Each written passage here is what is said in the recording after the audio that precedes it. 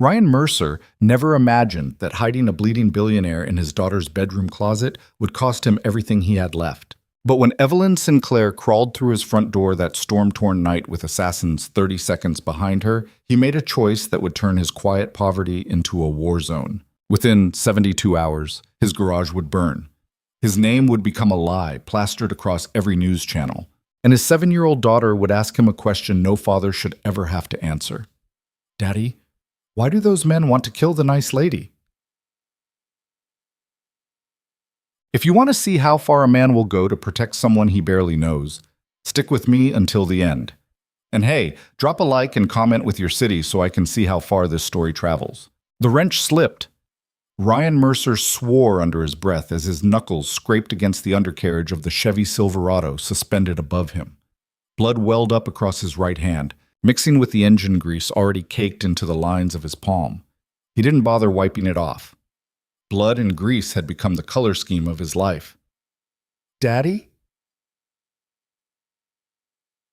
The small voice cut through the mechanical hum of the garage's failing overhead lights.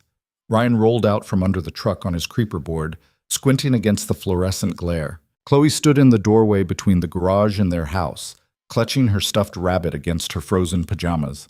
Her dark hair stuck up in about 15 different directions. "What are you doing up, kiddo?"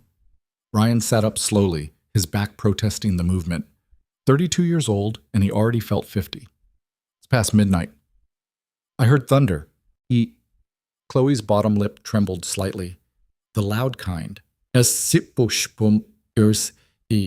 Ryan's chest tightened the way it always did when she got scared. Ever since her mother walked out 3 years ago, just disappeared one Tuesday morning while Chloe was at preschool, didn't even leave a note. His daughter had developed a collection of fears that broke his heart. Thunderstorms, raised voices, the sound of car doors slamming unexpectedly. The list kept growing, and Ryan kept failing to fix any of it. "Come here." He opened his arms despite the grease. Chloe ran to him, and he scooped her up, ignoring the way his lower back screamed. She buried her face against his shoulder. "It's just noise. Baby, can't hurt you. Promise?" "Promise." Ryan carried her toward the house, leaving the Silverado half-finished. The owner wouldn't pick it up until Thursday anyway, and right now his daughter mattered more than the $70 he'd make on the repair. "Let's get you back to bed." Their house was small, 2 bedrooms, 1 bathroom, kitchen that barely fit a table. The carpet was stained in places Ryan had given up trying to clean. The walls needed paint. The heater rattled like it was preparing for a dramatic death. But it was theirs, sort of. The landlord owned it, but Ryan paid rent on time every month, even when that meant eating rice and canned beans for 2 weeks straight. He tucked Chloe back into her bed, pulling the comforter up to her chin. Her room was the only space in the house that didn't look like poverty had moved in permanently. Ryan had made sure of that. He'd painted the walls lavender himself, built the bookshelf in the corner from scrap wood. The stuffed animals crowding her bed had all come from yard sales and thrift stores, but Chloe didn't know that. To her, each one was treasure. "Sing the song?" she asked, her eyes already half closed. Ryan's singing voice belonged somewhere between a dying cat and a garbage disposal, but he sang anyway. Some off-key rendition of "You Are My Sunshine" that his own mother used to sing before the cancer took her. His voice cracked on the chorus. It always did. By the second verse, Chloe was asleep. Ryan stood there for a moment, watching her breathe. 7 years old, first grade, already developing the kind of resilience that came from too much instability too early. She never complained when they had cereal for dinner again. Never asked why other kids got new clothes while hers came from the Goodwill bins. Never questioned why Daddy looked so tired all the time. She deserved better than this. Ryan closed her door quietly and walked back to the garage, rolling his shoulders against the familiar ache. The storm Chloe had heard was getting worse. Rain hammered against the metal roof now, and wind howled through the gaps in the garage door seal. Thunder rolled across the valley in long, aggressive waves. He slid back under the Silverado and reached for the oil pan bolt, his headlamp cutting a narrow beam through the darkness. 2 more hours of work, maybe 3, and he could call it a night. Tomorrow he had the morning shift at Patterson's Auto, his actual job, the one with a semi-regular paycheck and health insurance that covered almost nothing. This garage work was side money. Survival money. The difference between keeping the lights on and sitting in the dark. The wrench turned, oil drained. Ryan's mind drifted the way it always did during the mechanical work, half on the task, half somewhere else entirely. Thinking about Chloe's school supply list he couldn't afford yet. Thinking about the property tax notice that had shown up yesterday. Thinking about how he'd somehow become the kind of man whose biggest accomplishment was making it through another week without everything falling apart. His wife, ex-wife technically, though the divorce papers had cost more than he could spare so they'd never actually filed them, used to say he had no ambition, that he was content being small. Maybe she'd been right. Maybe this was all he'd ever be. A guy in a shitty garage fixing other people's trucks, while his own life stayed permanently broken. The thunder cracked so loud the tools on the workbench rattled. Then came a sound that didn't belong to the storm. Metal screeching, tires losing grip. The compressed violence of a car crash happening too close. Ryan rolled out from under the truck, his pulse spiking. He grabbed a flashlight from the workbench and moved to the garage door, hitting the button to raise it. The door climbed slowly, revealing sheets of rain and darkness beyond. His property sat on the edge of town where the industrial zone bled into nothing. Abandoned lots, dead factories, roads that barely saw traffic anymore. The nearest neighbor was half a mile away. At this hour, on this road, there shouldn't be anyone. But someone was out there. Ryan stepped into the rain, immediately soaked. His flashlight beam cut through the downpour, sweeping across the road. About 50 yards down he caught it, fresh skid marks carved into the asphalt, leading straight off the shoulder into the drainage ditch that ran parallel to his property. And there, nose first into the muddy embankment, was a black SUV. Luxury model. Mercedes, maybe. The kind of vehicle that cost more than Ryan would make in 5 years. Jesus, he muttered, already moving toward it. The SUV's engine was still running, headlights pointing down into the mud at a sick angle. The driver's side airbag had deployed. Rain pounded against the hood, steam rising where hot metal met cold water. Ryan reached the vehicle and pulled on the driver's door, locked. He knocked on the window, shining his light inside. That's when he saw her. A woman, mid-30s maybe, slumped against the deployed airbag. Dark hair plastered to her face, blood on her temple. She wore what looked like an expensive business suit, now torn and dirty. Her hands were shaking, not unconscious, conscious and terrified. Ryan knocked harder. "Hey, you okay?" The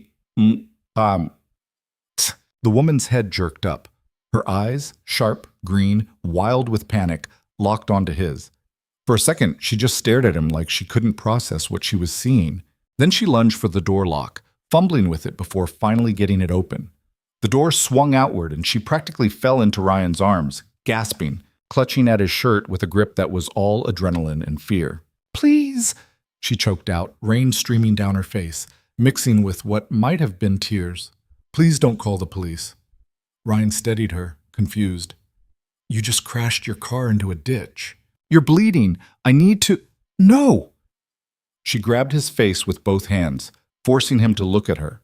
Her pupils were dilated, her breathing ragged. "Do not call anyone. Do you understand me? If you call the police, they'll find me. And if they find me, I'm dead." Before Ryan could respond, headlights appeared on the road behind them. 2 sets, moving fast. The woman's entire body went rigid.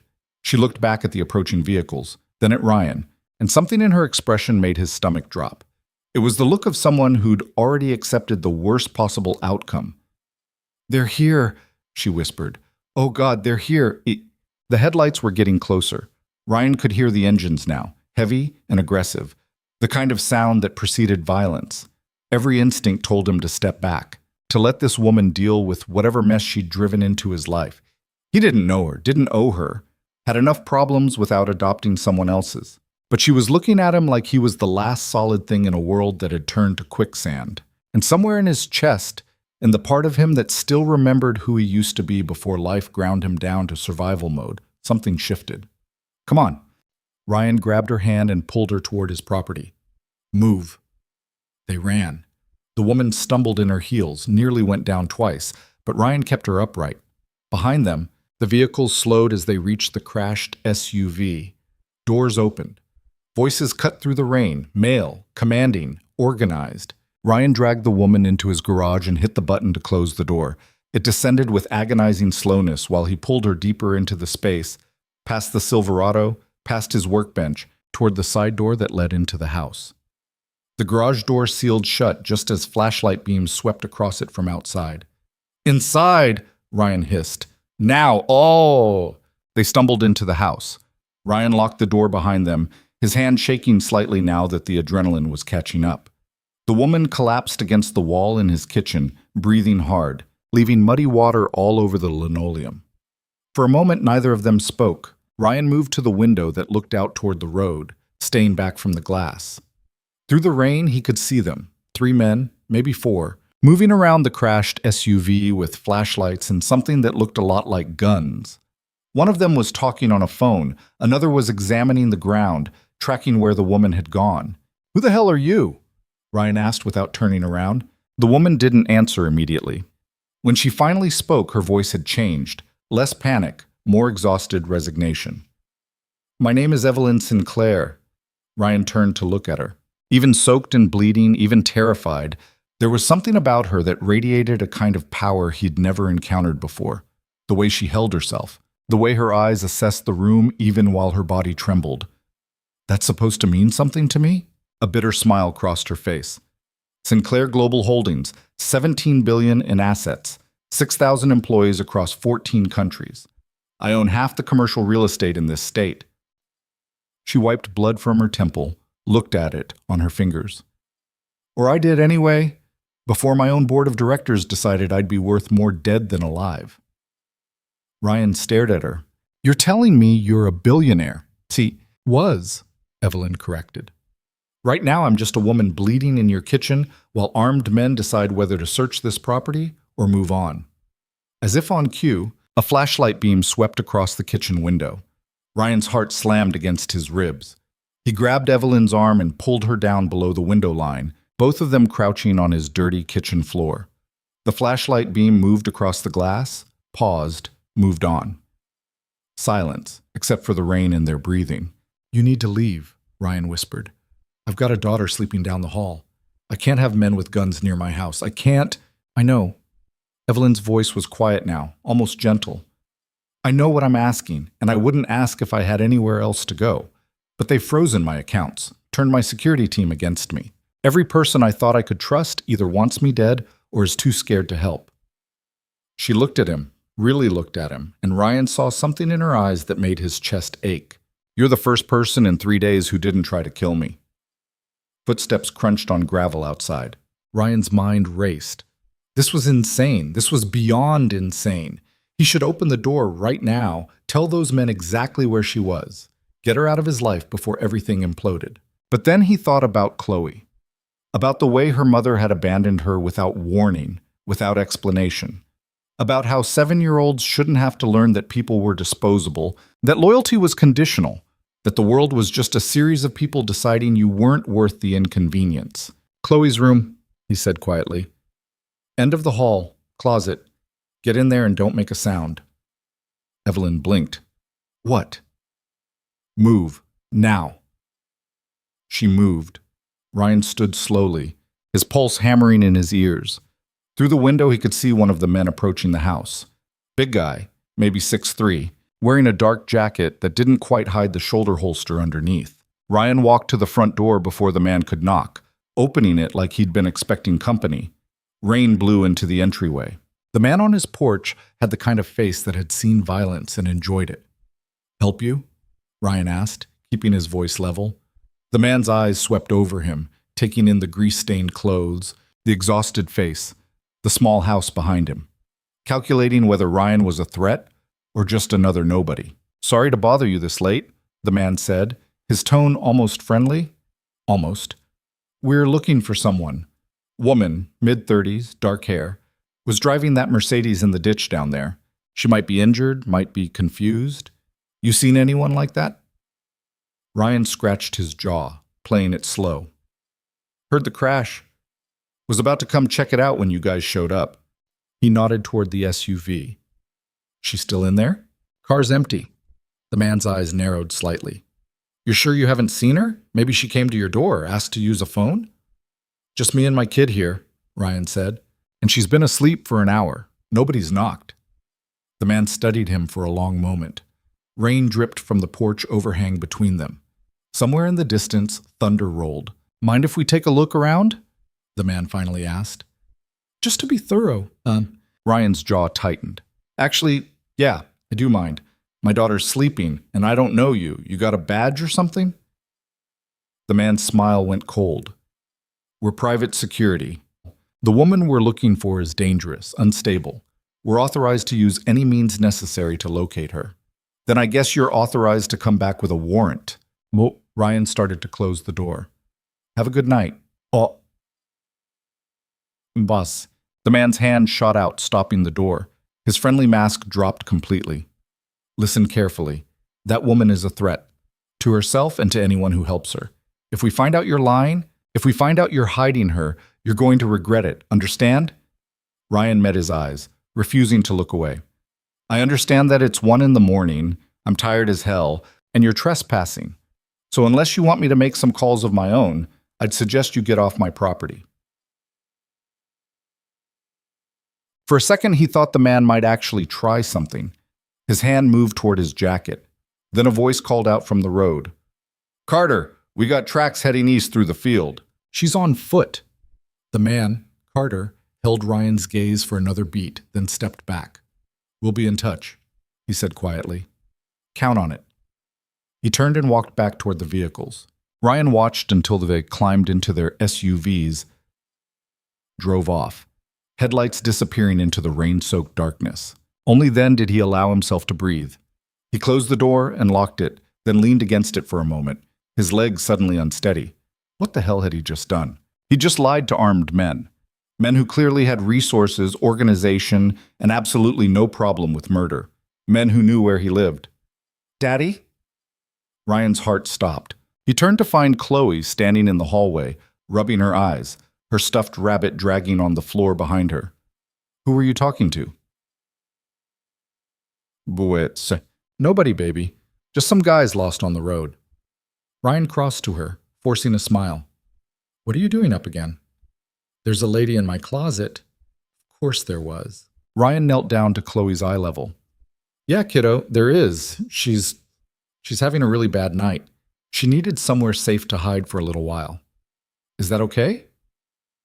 Chloe frowned, considering this. Is she nice? I think so. Is she staying for breakfast? Ryan had to suppress a slightly hysterical laugh. I don't know yet. Maybe. Would that be okay? Chloe nodded seriously. But she has to sit in the regular chair, not my special chair. Deal. Ryan kissed her forehead. Now back to bed. For real this time. He carried her back to her room. Evelyn Sinclair, billionaire, fugitive, complete stranger, was sitting on the floor of Chloe's closet among the stuffed animals and dress-up clothes, looking more out of place than any human being Ryan had ever seen. Their eyes met. Evelyn's expression was unreadable. Shame, maybe, or gratitude, or just bone-deep exhaustion. The nice lady needs to hide a little longer, Ryan told Chloe, settling her back into bed. But she'll be quiet, promise. Okay, Chloe yawned. Night, Daddy. Night, lady. Night, sweetheart, Evelyn said softly from the closet, and something in her voice cracked. Ryan closed the closet door most of the way, leaving it open just enough that Evelyn wouldn't suffocate, then tucked Chloe in again. This time she fell asleep almost immediately, exhausted from being woken up twice. Ryan stood in the hallway for a moment, staring at nothing, trying to process the last 20 minutes of his life. Then he went back to the kitchen, grabbed the first aid kit from under the sink, and returned to Chloe's room. He opened the closet door fully. Evelyn was still sitting there, knees pulled to her chest, looking small and lost among the toys. Come on, Ryan said quietly. You're bleeding all over my daughter's dress-up clothes. Evelyn followed him to the bathroom. Ryan flipped on the light, and for the first time he got a real look at her. The blood on her temple came from a gash just above her eyebrow. Not deep enough for stitches, probably, but ugly. Her suit was torn at the shoulder. Bruises were already forming on her arms. She looked like someone who'd been through a war. Sit, he said, nodding to the toilet lid. She sat. Ryan wet a washcloth and carefully cleaned the blood from her face. She flinched when he touched the cut but didn't pull away. Up close, he could see that she was younger than he'd first thought, maybe early 30s, with the kind of bone structure that belonged on magazine covers. Even terrified and injured, she was beautiful in a way that made Ryan acutely aware of how much he didn't belong in her world. "This is going to sting," he warned, pulling out the hydrogen peroxide. "I've had worse tonight," Evelyn said. He dabbed the peroxide on the cut. She sucked in a breath but stayed still. Ryan worked quietly, applying antibiotic ointment, placing a butterfly bandage to hold the edges together. "You're good at this," Evelyn said. "Daughter's 7. I've handled my share of scraped knees." Ryan stepped back, studying his work. "It'll scar, probably, but you'll live." "Thank you." Evelyn's voice was barely above a whisper. "For all of it. The hiding, the lying, I know you didn't have to do any of that." Ryan leaned against the sink, suddenly aware of how tired he was. "Yeah, well, jury's still out on whether I made the right call." He crossed his arms. "So, you want to tell me what the hell is actually going on? And don't give me the vague 'my board wants me dead' thing. I need details, real ones. Because those men are going to come back, and when they do, I need to know what I'm dealing with." Evelyn was quiet for a moment, staring at her hands. When she finally spoke, her voice was different, harder, more controlled. This was the billionaire talking now, not the terrified woman from the crashed car. Sinclair Global Holdings owns or controls about 40% of the commercial development in this state. Shopping centers, office buildings, industrial parks. Most people don't know our name, but they work in our buildings, shop in our properties, live in our developments. She looked up at him. 2 months ago, I started noticing irregularities in our accounting. Money disappearing into subsidiaries that didn't exist. Contracts awarded to shell companies with no actual operations. Millions of dollars just vanishing. "Keith, someone was stealing from you," Ryan said. "Several someones. Members of my executive board, my CFO, 2 vice presidents, and my head of legal. They'd built an entire shadow structure inside my company to funnel money into offshore accounts." Evelyn's jaw tightened. "When I confronted them, they tried to buy me off, offered me $100 million to look the other way. When I refused, they tried to have me declared mentally unfit. When that didn't work," she gestured at her face, "they decided to solve the problem more directly." Ryan processed this. "How much money are we talking about?" "Conservatively, $3 billion over the last 5 years. Jesus Christ. They have politicians on payroll, judges, police chiefs. The district attorney is one of them." Evelyn's voice was flat now, reciting facts. "I couldn't go to the authorities because half of them are part of the network. I couldn't trust my security team because they'd been bought. I couldn't even access my own money because they froze my accounts the moment I became a liability." "So you ran?" "I ran." Evelyn laughed bitterly. "The most powerful woman in the state, running for her life like a criminal. I managed to grab some evidence before they locked me out of the company systems. Financial records, recorded conversations, emails. It's on a drive hidden in my car. If I can get that to the right people who aren't already compromised, I can end this. But first, I have to stay alive long enough to make that happen." Ryan rubbed his face, feeling the weight of it settling on his shoulders. "And those guys outside? The ones looking for you? Private military contractors. My board hired them through a company called Sentinel Solutions. Officially, they're protective services. Unofficially, they're very good at making problems disappear." Evelyn met his eyes. "They won't stop looking, and when they figure out I was here, they'll come back. They'll tear this place apart. They'll threaten you, hurt you if they have to. And if they think you helped me—" She trailed off, but the implication hung in the air. "They'll kill me," Ryan finished, "and probably Chloe too, just to tie up loose ends." Evelyn flinched like he'd hit her. "I shouldn't have come here. I shouldn't have put this on you. I'll leave. First light, I'll figure something out, and you can tell them you never saw me. You can—" "Where exactly are you going to go?" Ryan cut her off. "You said it yourself. No money, no allies, no safe places. You walk out that door, you're dead by sunrise. Better me than you and your daughter. Yeah, well, that's not really how this works anymore." Ryan sighed, pinching the bridge of his nose. Look, I'm not a hero. I'm not brave. I'm just a guy trying to keep his kid fed and the lights on. But I already lied to those men. I already hid you, so like it or not, I'm in this now. He looked at her. Question is, what the hell do we do next? Evelyn stared at him for a long moment, something shifting in her expression. You're serious. Do I look like I'm joking? You look like a man who's about to make a very stupid decision. Yeah, well, Ryan gave her a tired smile. Wouldn't be my first. They sat there in his tiny bathroom with its chipped tile and flickering light, a billionaire and a mechanic, both of them in way over their heads. The evidence, Evelyn said finally, it's in my car, in a hidden compartment under the passenger seat. If we can retrieve it, if we can get it to the FBI field office in the Capitol, we might have a chance. Your car is sitting in a ditch in full view of the road, Ryan pointed out, and those guys are probably watching it.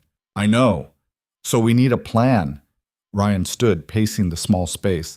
We need to get that drive without getting killed, and we need to do it before they figure out I was lying and come back with less polite questions. I don't suppose you have any tactical training? Evelyn asked. Military background? Experience with covert operations? Ryan snorted. I fix cars for a living. The most covert thing I've ever done is hide a six-pack from my ex-wife. He paused. But I do know these roads, and I know how to move a vehicle without anyone hearing. Evelyn's eyes narrowed. What are you thinking? I'm thinking that if we wait until about 4 in the morning, when most people are at their lowest, when even hired killers get tired, we might be able to tow that SUV somewhere less exposed. Get it into my garage, get your drive, figure out the rest from there. That's a terrible plan, Evelyn said. You got a better one? Masul, she didn't. Ryan checked his watch. 1:45 in the morning. They had about 2 hours to prepare, which meant 2 hours to either come to their senses or commit to the kind of stupidity that got people killed. He led Evelyn back to the living room, gave her a blanket and a pillow from the hall closet. She looked at them like she'd never seen such basic objects before. You've never slept on a couch, have you? Ryan asked.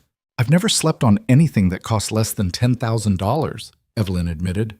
She sank onto his threadbare sofa, pulling the blanket around herself. This is different. Yeah, well, welcome to how the other 99% loves. Ryan moved to the window, checking the road again. Still empty. Get some rest. We move in 2 hours.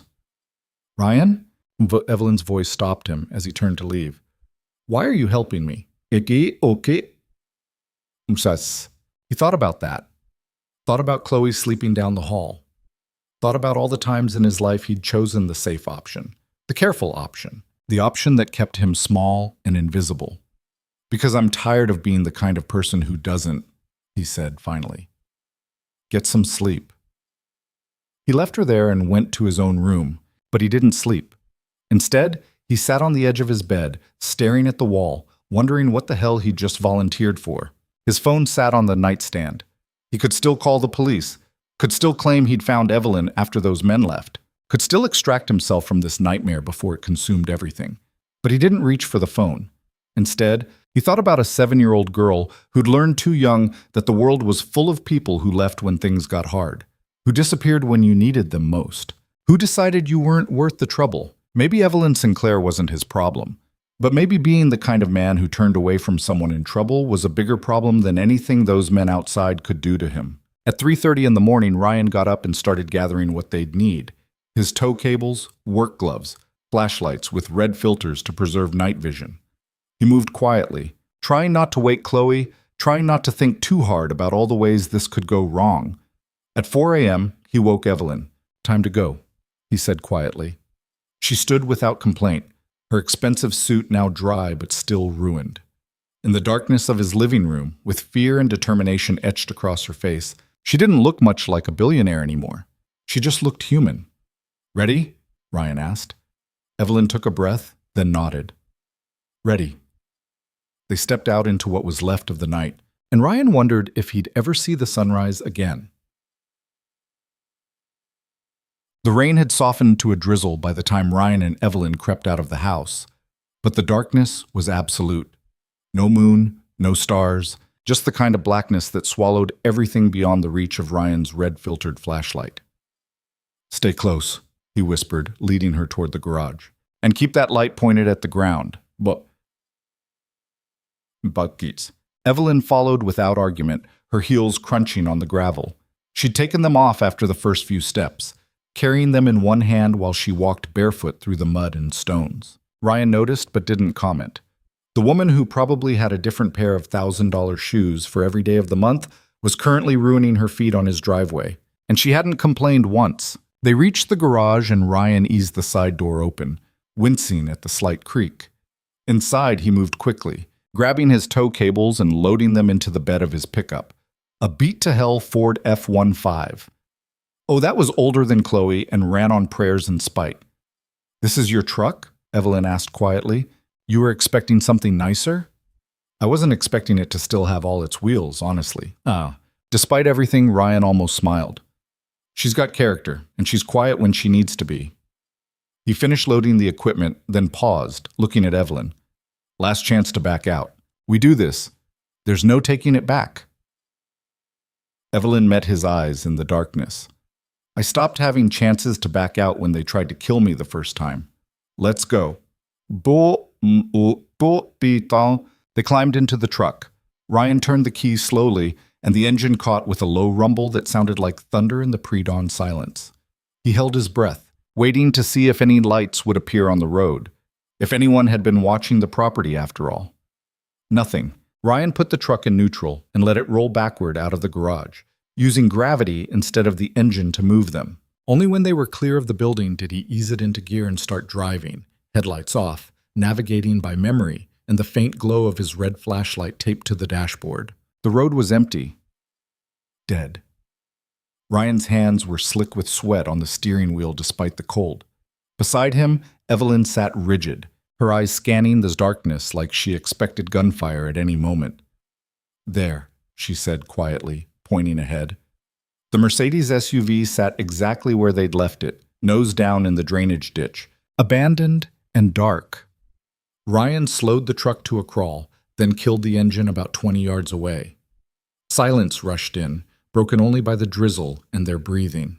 "I don't see anyone," Evelyn whispered. "Doesn't mean they're not there." Ryan grabbed the flashlight, clicked it off. "Wait here." Like hell. Evelyn was already opening her door.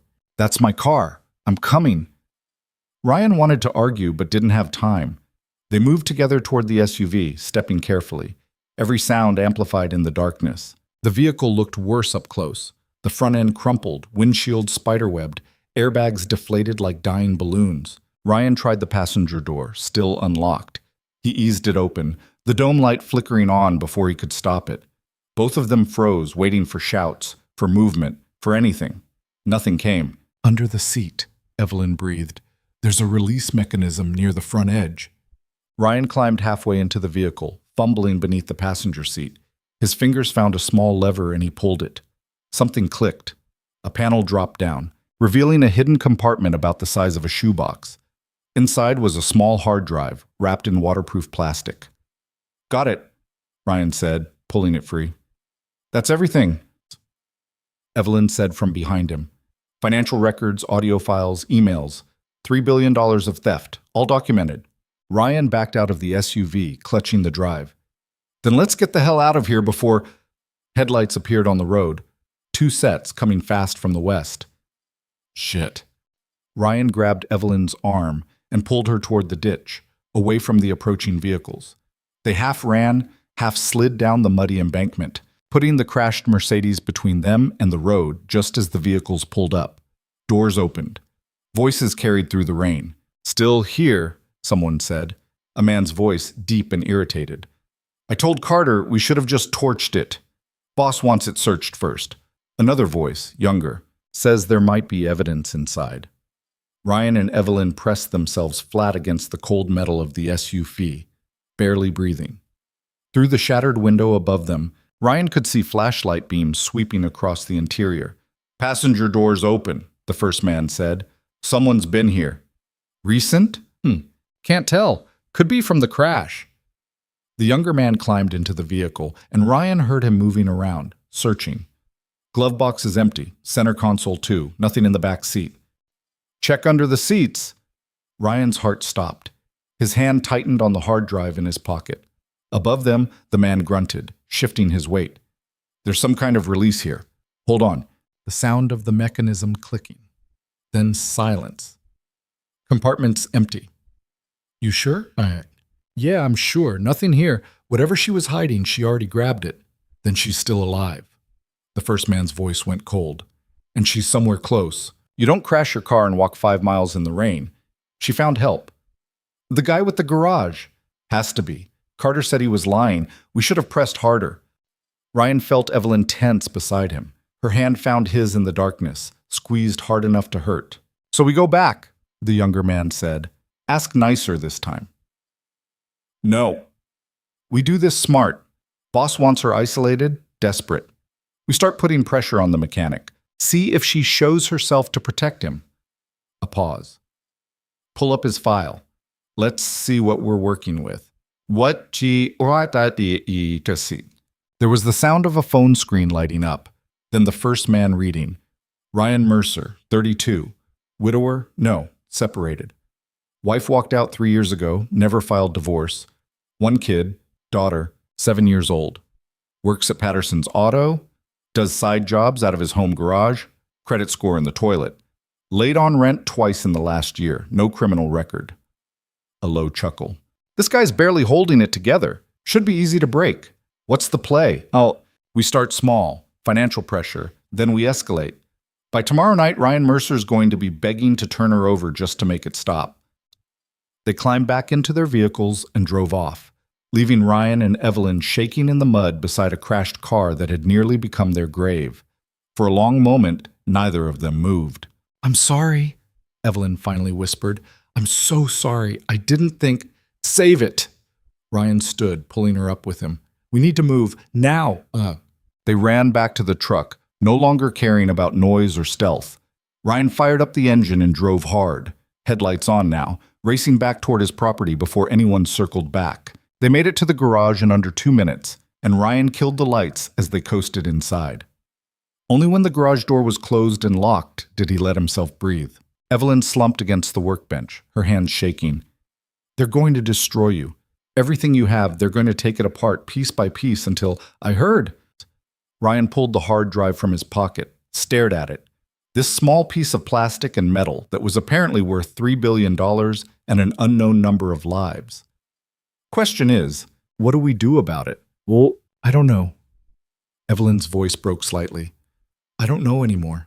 Maybe I should just turn myself in, end this before they hurt you and Chloe. And then what? You think they'll just let you testify? You'll be dead before you make it to a courtroom. Ryan set the drive on the workbench. No, we're past that option. We need to go on offense. Offense? Evelyn laughed bitterly. Ryan, we're a mechanic and a fugitive hiding in a garage. They have military contractors, bought politicians, and $3 billion in stolen money to protect. How exactly do we go on offense? By using the one thing they don't expect. Ryan turned to face her. We stop running. We make them come to us. And when they do, we make sure the whole world is watching. Evelyn stared at him. That's insane. Probably. But it's better than sitting here waiting to die. Before Evelyn could respond, a small voice cut through the garage. Daddy?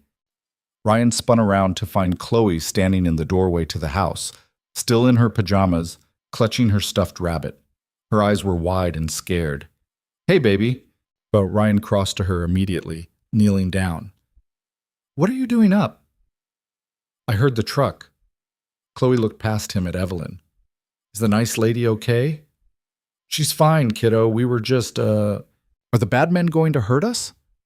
Ryan's chest tightened. What makes you think there are bad men? I heard them before, at the door. They sounded mean. Chloe's lip trembled, like when Mommy's boyfriend used to yell. Ryan hadn't known his ex-wife had a boyfriend who yelled. Hadn't known because Sarah had never told him, never let him know anything was wrong before she just vanished. Another thing he'd failed to protect his daughter from. No one's going to hurt us, he said, pulling Chloe into a hug. I promise. We're safe. But you're scared, Chloe said into his shoulder. I can tell. Kid saw too much, understood too much. Ryan held her tighter, wishing he could lie better, wishing he could make the world into something that didn't require 7-year-olds to worry about bad men at their door. I'm scared, he admitted quietly. But I'm also going to make sure we're okay. All of us. He pulled back, looking at his daughter's face. Can you be brave for me? Just a little while longer? Chloe nodded, even though her eyes were still wet with tears. Evelyn had moved closer, and she knelt down beside them. Hi, Chloe. We met earlier, but I don't think I introduced myself properly. My name is Evelyn. That's a fancy name, Chloe said. Yeah, I suppose it is. Evelyn smiled, though it looked fragile. Your dad is helping me with something really important, and I promise I'm going to do everything I can to keep you safe while we do it, okay? Okay. Chloe looked between them. Are you Daddy's friend now? Evelyn glanced at Ryan, something complicated passing across her face. I'd like to be, if that's all right with you. You can be friends, Chloe decided, but you have to stay for pancakes. Daddy makes them on Saturday mornings. It's Friday, Ryan said gently, but when it's Saturday, she has to stay. Well, Ryan found himself almost smiling despite everything. Deal. Now back to bed, okay? For real this time. He carried Chloe back to her room, tucked her in once more, and sang the terrible song until she fell asleep. When he returned to the garage, Evelyn was sitting on the floor with her back against the workbench, staring at nothing. She's sweet, Evelyn said quietly. She's everything. Ryan sat down beside her, suddenly exhausted, which is why I need to figure out how to end this before those men make good on their threats. What did you mean before? About making them come to us? Ryan ran a hand through his hair. I mean, we stop hiding. We take that drive, we make copies, and we start distributing evidence everywhere we can think of. News outlets, federal agencies, social media, everywhere. We make it so public they can't just disappear you quietly. They'll come after us harder. Yeah, but they'll also be exposed. And exposure means witnesses, means accountability, means they can't just kill us and walk away clean. Ryan looked at her. It's risky as hell, but staying quiet guarantees we lose. At least this way, we've got a chance. Evelyn was quiet for a long moment, considering. We'd need to move fast, get the evidence out before they realize what we're doing. Can you access your company's financial systems, even remotely? I'm a talktant. Not anymore. They locked me out. Evelyn frowned. But I know people. Journalists who've been sniffing around Sinclair Global for years. If I can get them this evidence, they'll run with it, especially if I give them an exclusive. You know anyone at the FBI? Someone clean? There's an agent who tried to investigate one of our subsidiaries last year. She got shut down by her superiors, but she seemed legitimate, angry about it. And Evelyn pulled out her phone, somehow still intact despite the crash, and scrolled through contacts. Agent Rebecca Torres, worked out of the Capitol Field office. Call her. It's 4:30 in the morning. Then she'll be awake and pissed off, which means she'll listen. Ryan stood, offering his hand. Come on, we've got work to do. They spent the next hour in Ryan's kitchen making copies of the hard drive onto every spare USB stick and SD card Ryan had accumulated over the years. 6 copies total, each one representing a potential lifeline. While the files transferred, Evelyn wrote out a detailed summary of everything she'd discovered. Dates, amounts, names, shell companies, all of it. At 5:30, she called Agent Torres. The phone rang 4 times before a woman's voice answered, rough with sleep and irritation. This better be important. Agent Torres, my name is Evelyn Sinclair. You don't know me, but I know exactly who you are. Torres's voice sharpened immediately. CEO of Sinclair Global Holdings. What the hell are you doing calling me at this hour? I have evidence of a multi-billion-dollar fraud operation running through my company. Evidence that members of my board have been stealing for years with help from local law enforcement and politicians. Evidence that when I tried to expose them, they tried to kill me. Evelyn's voice was steady now, falling into the cadence of someone used to running boardrooms. I need to know if you're the kind of agent who cares about that, or if you're on their payroll too. Silence on the other end. Then, where are you? I can't tell you that yet, but I can tell you that I have documentation for every transaction, every shell company, every bribe. And I'm prepared to hand it all over to you if you can guarantee my safety and the safety of the people helping me. Ms. Sinclair, if what you're saying is true, you need protection right now. Tell me where you are and I'll send a team. No teams, not yet. They have people everywhere. I need to know I can trust you first. Evelyn looked at Ryan, who nodded. I'm going to send you a sample of the evidence. Look at it. Verify it. Then we'll talk about next steps. Evelyn, check your email in 10 minutes. She hung up before Torres could respond. Ryan had already pulled up a burner email account on his ancient laptop. They attached a selection of files, financial records showing transfers to shell companies, recorded phone conversations between board members discussing the scheme, emails laying out the plan to remove Evelyn from the company. This goes public, Evelyn said quietly as Ryan hit send. My entire company collapses. Thousands of people lose their jobs. Investors lose billions. My family's name becomes synonymous with corruption. Your family's name or your name. Both. Evelyn stared at the screen. My grandfather built Sinclair Global from nothing. My father expanded it into what it became, and I'm about to tear it all down. No, Ryan said. They tore it down when they decided stealing $3 billion was worth destroying everything your family built. You're just making sure the truth comes out. Evelyn's phone rang. Torres calling back. She answered. That was fast. I've been investigating Sinclair Global for 18 months, Torres said, her voice tight. I had pieces, fragments, enough to know something was wrong, but not enough to build a case. My supervisor shut me down, told me to focus on other priorities. What you just sent me. A pause. This is everything. This is a slam dunk case against some of the most powerful people in the state. So you believe me. I believe the evidence. Now I need to believe you're going to survive long enough to testify. Torres's voice softened slightly. Ms. Sinclair, whoever you're hiding with, they're in danger too. You need federal protection. Today. Not yet. They're watching everything. The moment federal agents show up, they'll know we're moving against them and they'll destroy evidence, flee the country, or just kill everyone involved and claim it was an accident. Evelyn closed her eyes. I need 24 hours. Can you give me that? To do what? Whoops. To make this so public they can't cover it up. I'm sending copies of everything to journalists, federal agencies, state investigators. By tomorrow morning, this story is going to be everywhere. And once it's out, once the whole world knows, they can't just make us disappear. Torres was quiet. That's a hell of a risk. It's the only play I have left. Another pause, then 24 hours. But if you're not in my protective custody by this time tomorrow, I'm coming to find you myself. Understood? Understood. Thank you, Agent Torres. Don't thank me yet. Just stay alive. The call ended. Ryan and Evelyn looked at each other across the kitchen table, both of them realizing they'd just committed to a plan that would either save their lives or guarantee their deaths. No turning back now, Ryan said. No turning back, Evelyn agreed. They spent the next hour reaching out to journalists.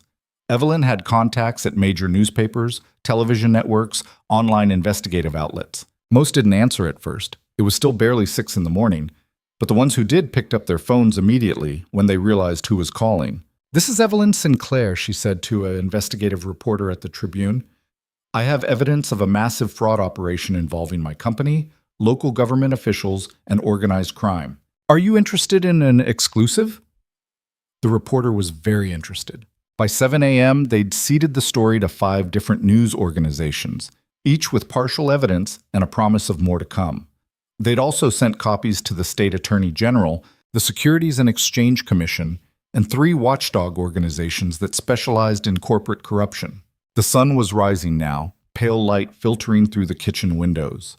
Ryan made coffee, bitter and weak because he'd been stretching the grounds to make them last, and they sat at the table, both of them too wired to sleep, too exhausted to think clearly. "What happens now?" Evelyn asked. "Now we wait," Ryan said. "Wait for the story to break. Wait for your board to realize what we've done. Wait for them to make their move. They're going to come after you first." Evelyn's hands tightened around her coffee mug. "Everything that man said last night, the financial pressure, the escalation, they're going to try to destroy your life to get to me." "Let them try." Ryan's jaw set. "I've been broke before. I've had my life fall apart before. I'm still standing." "We're sorry. Upwards." "This is different. They're not going to just ruin your credit or fire you from your job. They're going to—" She stopped, looking toward the hallway where Chloe was still sleeping. "They're going to use her." Ryan felt something cold settle in his stomach. "What do you mean?" "They're going to manufacture a reason to take her away from you. False abuse claims, neglect charges, something that puts her in state custody while they investigate. And once she's in the system, they'll have leverage. They'll tell you that if you give me up, you get your daughter back." Evelyn's voice cracked slightly. "It's what I would do if I were them. It's the most effective pressure point." "Bam, ich bin maspotant." Ryan stood abruptly, the chair scraping across the floor. He walked to the window, staring out at his small yard, his failing garage, the life he'd built from scraps and stubbornness. Somewhere out there, men were planning to take his daughter, to use her as a weapon against him. "Then we don't give them time," he said quietly. "We accelerate everything, force their hand before they can make their moves." "How?"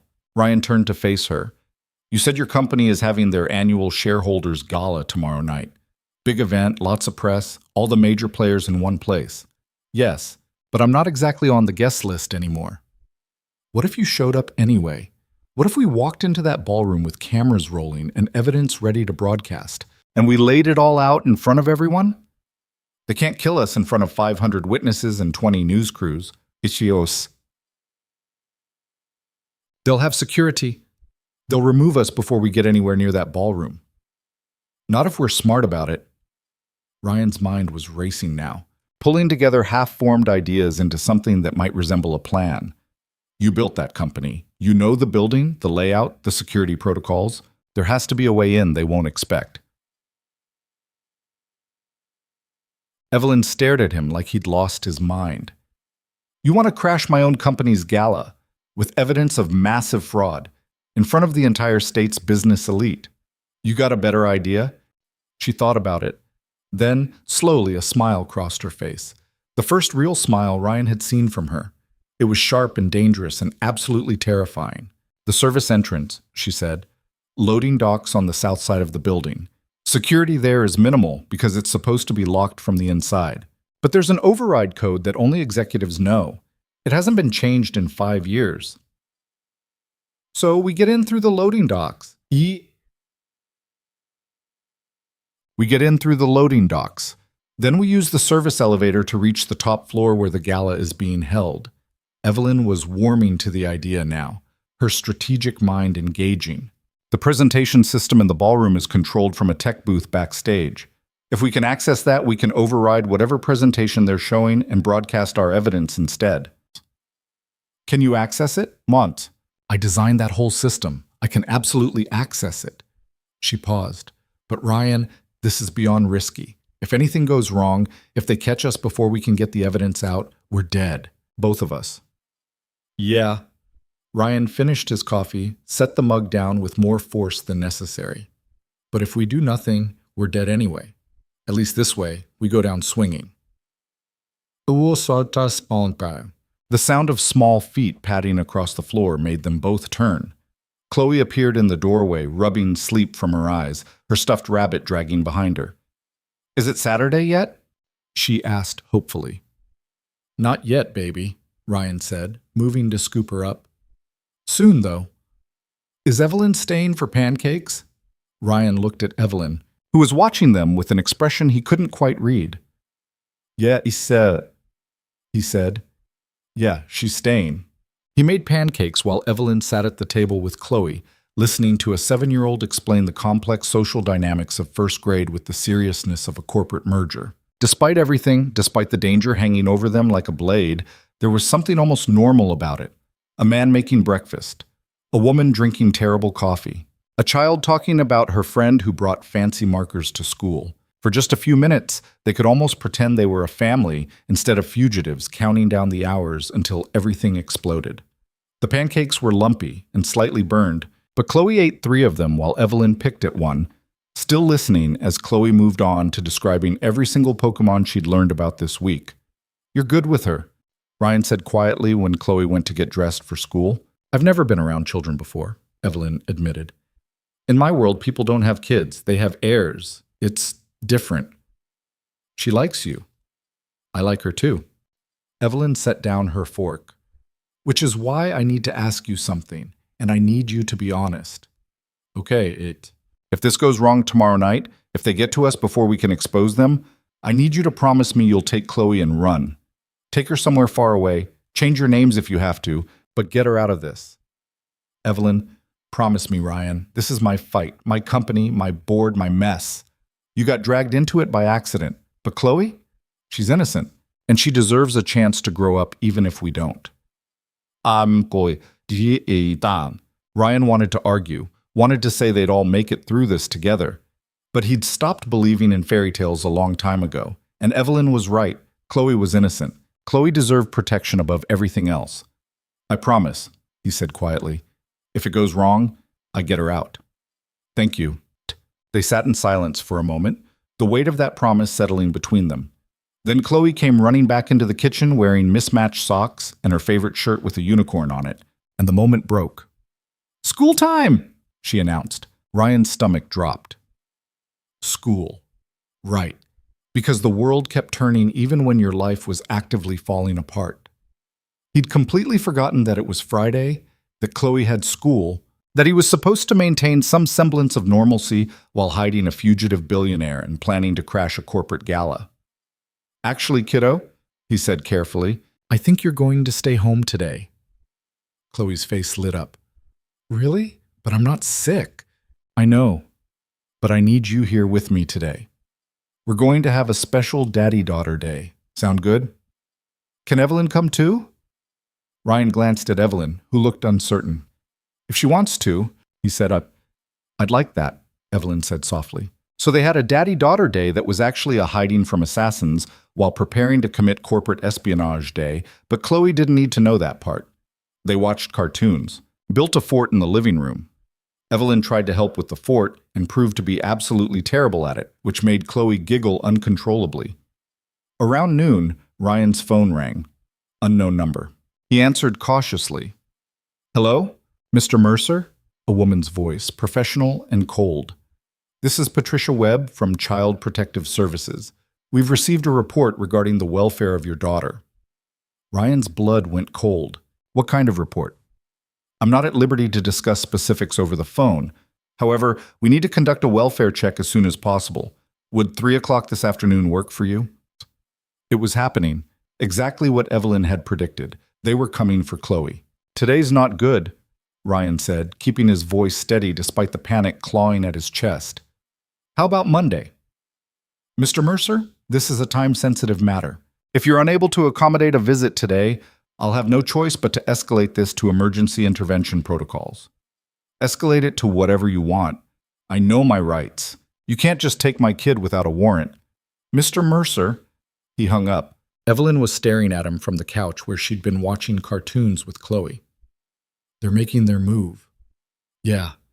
Ryan's hands were shaking. "We need to accelerate the timeline." Hands were, "We go tonight. Tonight. Ryan, the gala isn't until tomorrow night. We need time to—" "We don't have time. They just tried to get access to my daughter.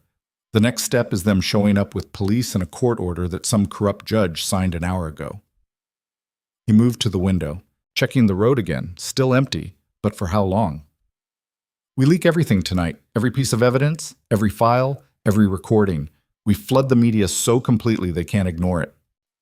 And then tomorrow we still crash the gala, but by then, the story's already breaking. The evidence is already out.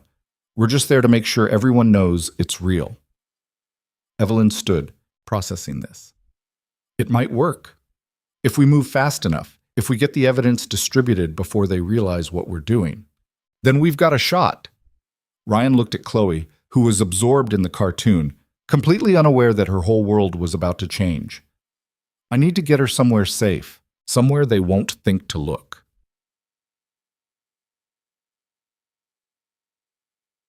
Do you have family, friends? No family. Most of my friends stopped calling when Sarah left. Ryan thought for a moment.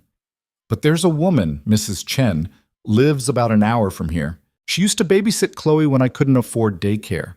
Good person. Doesn't ask too many questions. Call her. Ryan did. Mrs. Chen answered on the second ring, her voice warm and slightly confused when she heard his voice. Ryan, it's been so long. How are you? I'm okay, Mrs. Chen. Listen, I need a favor, a big one. Can Chloe stay with you tonight? Maybe tomorrow too? Of course. She's always welcome. Is everything all right? It's complicated. I'll explain when I drop her off, but I need to do it soon, like within the hour. There was a pause, and Ryan could almost hear Mrs. Chen deciding not to press for details right now. Bring her over. We'll make cookies. Thank you, really. Thank you. Is she? He packed a bag for Chloe. Clothes, her stuffed rabbit, her favorite books. Then he sat her down and tried to explain that she was going to have a sleepover with Mrs. Chen without explaining why, without scaring her, without revealing that he was terrified he might never see her again. Is it because of the bad men? Chloe asked quietly. Ryan's throat tightened. Yeah, baby, it's because of the bad men.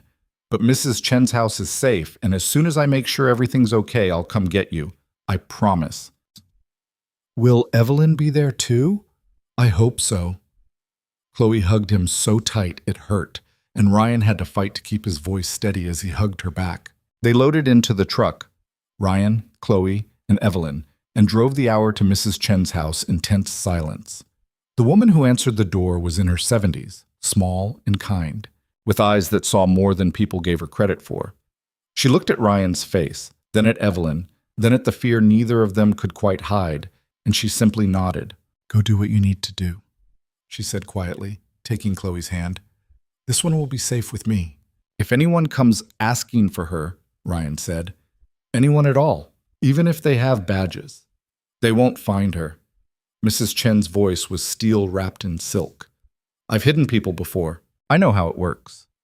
Ryan didn't ask what she meant by that. He just kissed Chloe goodbye, told her he loved her, and drove away before she could see him cry.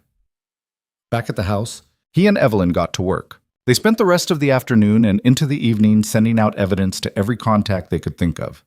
News organizations, federal agencies, state investigators, corporate watchdog groups, even anonymous tips to social media accounts with large followings. Each package contained the same message. Sinclair Global Holdings' executive board has stolen $3 billion. Here's the proof. By 8 o'clock, Ryan's inbox was exploding with responses. Journalists wanted interviews. Federal agents wanted meetings. Social media was starting to light up with early reports of a massive scandal involving one of the state's largest corporations. It was working. At 9 o'clock, Ryan's phone rang again. The same unknown number from earlier. He answered. What? Mr. Mercer. It was Patricia Webb again, but this time her voice had an edge of panic. I need to inform you that we've escalated your case. Police will be arriving at your residence within the hour to conduct a welfare check. If you do not cooperate, you will be arrested for obstruction. Tell them to bring a warrant, Ryan said, and tell whoever's paying you that they're about to be very publicly exposed for corruption. Check the news in about 20 minutes. He hung up again. At 9:15, the first news alert went out. Breaking, Sinclair Global Holdings CEO alleges massive fraud by her own board. At 9:30, a major television network interrupted their regular programming to report on leaked documents showing billions in stolen funds. At 9:45, the state attorney general's office issued a statement saying they were launching an immediate investigation. By 10 o'clock, it was everywhere. Ryan and Evelyn watched it unfold on his laptop, seeing their evidence spread across the internet like wildfire. Seeing Evelyn's name trend on social media. Seeing reporters standing outside Sinclair Global's headquarters demanding answers. We did it, Evelyn whispered. It's out there, all of it. Now comes the hard part, Ryan said. Surviving until tomorrow night. Because exposure didn't mean safety. If anything, it meant the people hunting them were now desperate. And desperate people with resources did desperate things.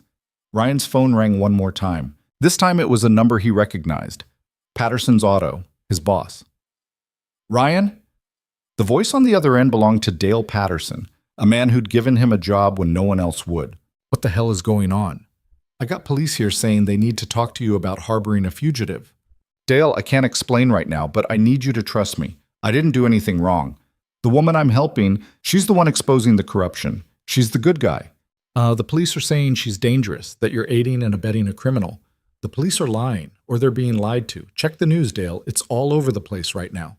Evelyn Sinclair is blowing the whistle on billions of dollars in theft, and the people she's exposing are trying to silence her. Silence on the other end. Then, you're serious. Dead serious, and I need you to do me a favor. Tell the police you haven't heard from me. Tell them I didn't show up for work. Tell them whatever you need to tell them, but buy me 24 hours. Another pause. You're a good kid, Ryan. Little crazy sometimes, but good. Don't make me regret covering for you. I won't. Thank you, Dale. The call ended and Ryan felt a small spark of hope. Maybe, just maybe, there were still good people left in the world. People who chose to trust even when it cost them something. But that hope was extinguished about 20 minutes later when headlights appeared on the road outside his house. Not one vehicle this time. 5. They're here, Evelyn said, backing away from the window. Ryan watched as the vehicles surrounded his property, police cruisers mixing with unmarked SUVs. Doors opened and men got out, some in uniform, some in tactical gear, all of them moving with the kind of coordination that came from training and experience. Someone knocked on the door, hard, aggressive, the kind of knock that wasn't really a request. Ryan Mercer! A voice boomed through the wood. This is the police. We have a warrant for your arrest. Come out with your hands visible. Evelyn looked at Ryan, her face pale. What do we do? Ryan thought fast. The house only had 2 exits, front door and back door. Both would be covered. The garage connected to the house, but they'd check there too. Windows were too small to climb through quickly. They were trapped. Unless... The storm cellar, he said quietly. Under the garage. It's old, barely used. They might not know about it. Will it hold us until they leave? It'll have to. Alsates. They moved quickly and quietly to the garage, and Ryan pulled up the heavy wooden door set into the floor in the corner. Beneath was a concrete-lined hole about 8 feet deep, originally meant for tornado shelter. Ryan had stored some tools down there, some paint cans, nothing important. Now it was going to be their hiding place. Get in, he whispered. Evelyn climbed down the ladder and Ryan followed, pulling the door closed above them just as he heard the sound of his front door being kicked in. They crouched in the darkness, barely breathing, as footsteps thundered through the house above them. Voices shouted commands, doors slammed, furniture scraped across floors. The search was thorough and violent. Then someone entered the garage. Through the cracks in the storm cellar door, Ryan could see flashlight beams sweeping across the space. He held perfectly still, one hand over Evelyn's mouth to muffle any sound, both of them pressed against the cold concrete wall. Clear in here, someone called out. Just tools and car parts. The footsteps retreated. After what felt like hours, but was probably only 10 minutes, the sounds of the search faded. Ryan heard vehicles starting up outside, doors slamming, voices discussing the next location to check. Then silence. They stayed in the storm cellar for another 30 minutes, just to be sure. When they finally climbed out, Ryan's legs were cramping and his heart was still racing. His house was destroyed. Furniture overturned, drawers emptied, belongings scattered everywhere. They'd torn the place apart looking for evidence, for anything they could use against him. But they hadn't found Evelyn. We can't stay here, Evelyn said, surveying the damage. No, we need somewhere to lay low until tomorrow night. Ryan pulled out his phone, checking the news. The story was bigger now, spreading faster. Multiple news organizations were running with it. Federal investigators were issuing statements. Sinclair Global's stock price had dropped 15% in after-hours trading. The board was cornered, which meant tomorrow night's gala was going to be either their vindication or their grave. I know a place, Ryan said. Old industrial building about 10 miles from here. Been abandoned for years. No power, no heat, but it's shelter. And no one will think to look there. Then let's go. They gathered what they could carry, the remaining copies of evidence, some food, blankets, Ryan's tools. Then they climbed into the truck and drove into the night, leaving behind the only home Ryan had known for the last 5 years. The abandoned building was exactly as bad as he'd remembered. Broken windows, graffiti-covered walls, the smell of decay and rust.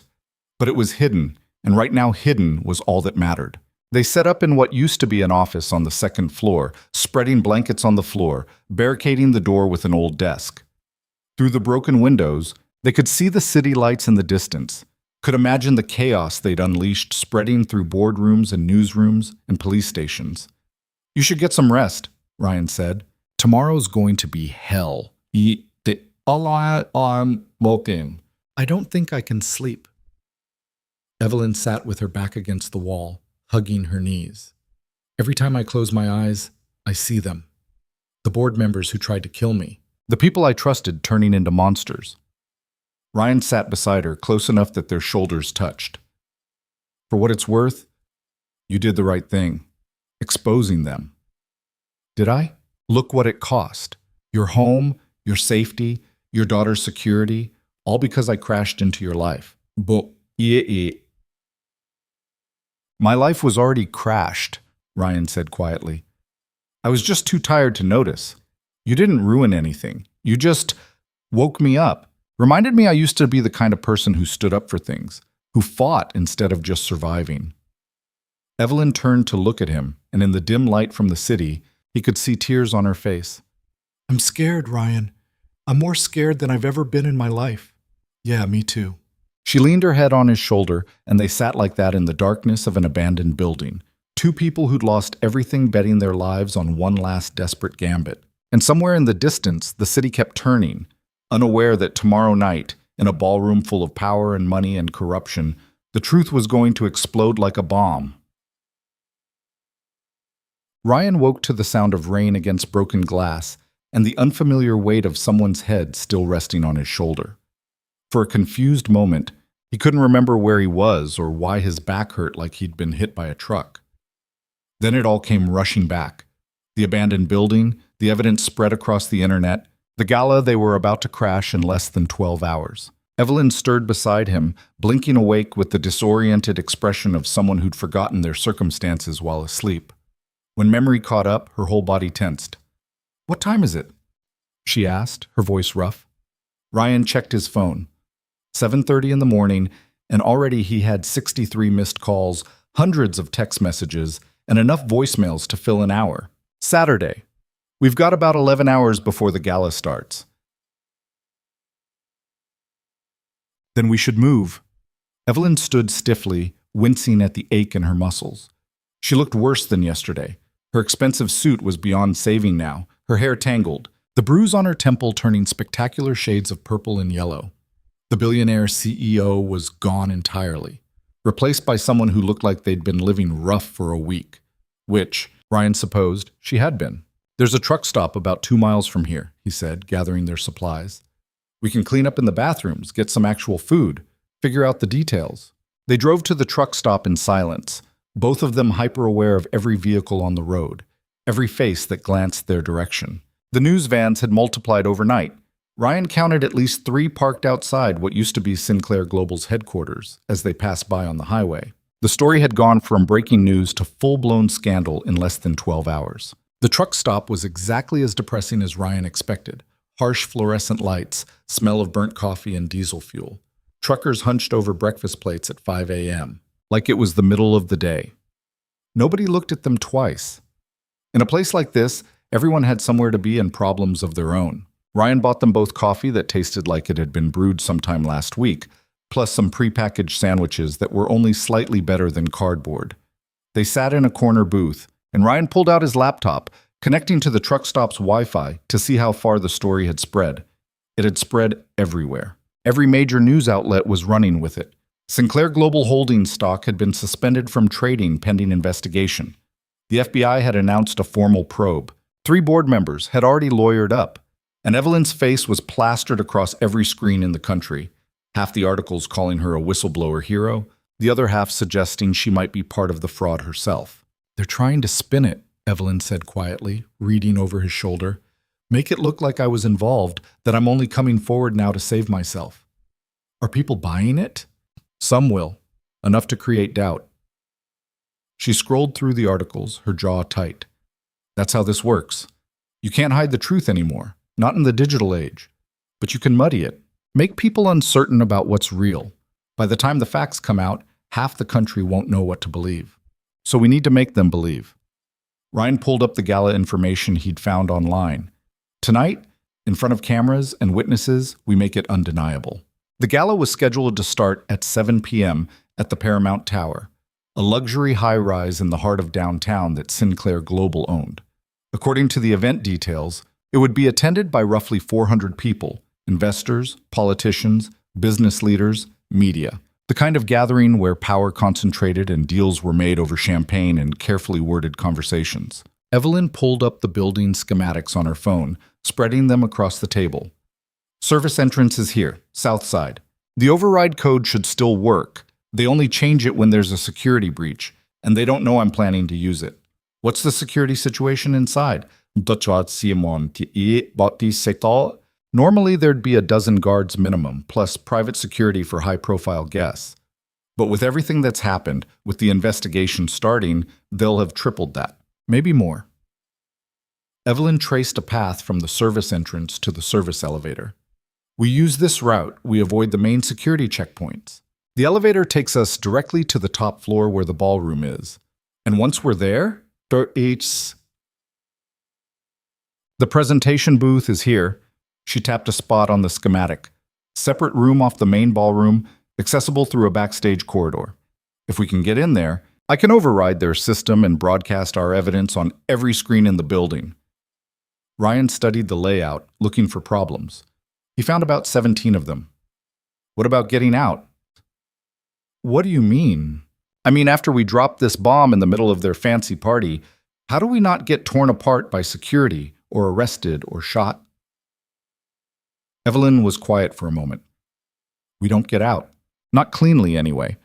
The goal is to get the evidence in front of everyone. Let them see the recordings and documents live.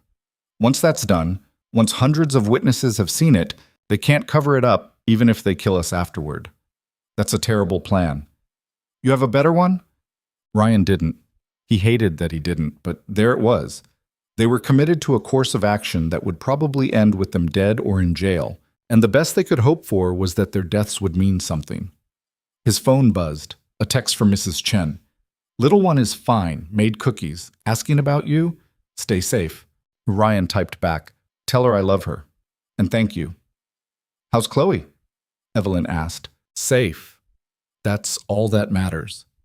Ryan pocketed his phone before he could think too hard about the possibility that he might never see his daughter again. Come on, we need to find you something to wear that doesn't look like you survived a car crash. They spent the next hour at a discount store buying clothes that would let them blend in. For Evelyn, that meant a simple black dress and heels that were cheap enough not to draw attention, but nice enough to pass at a formal event.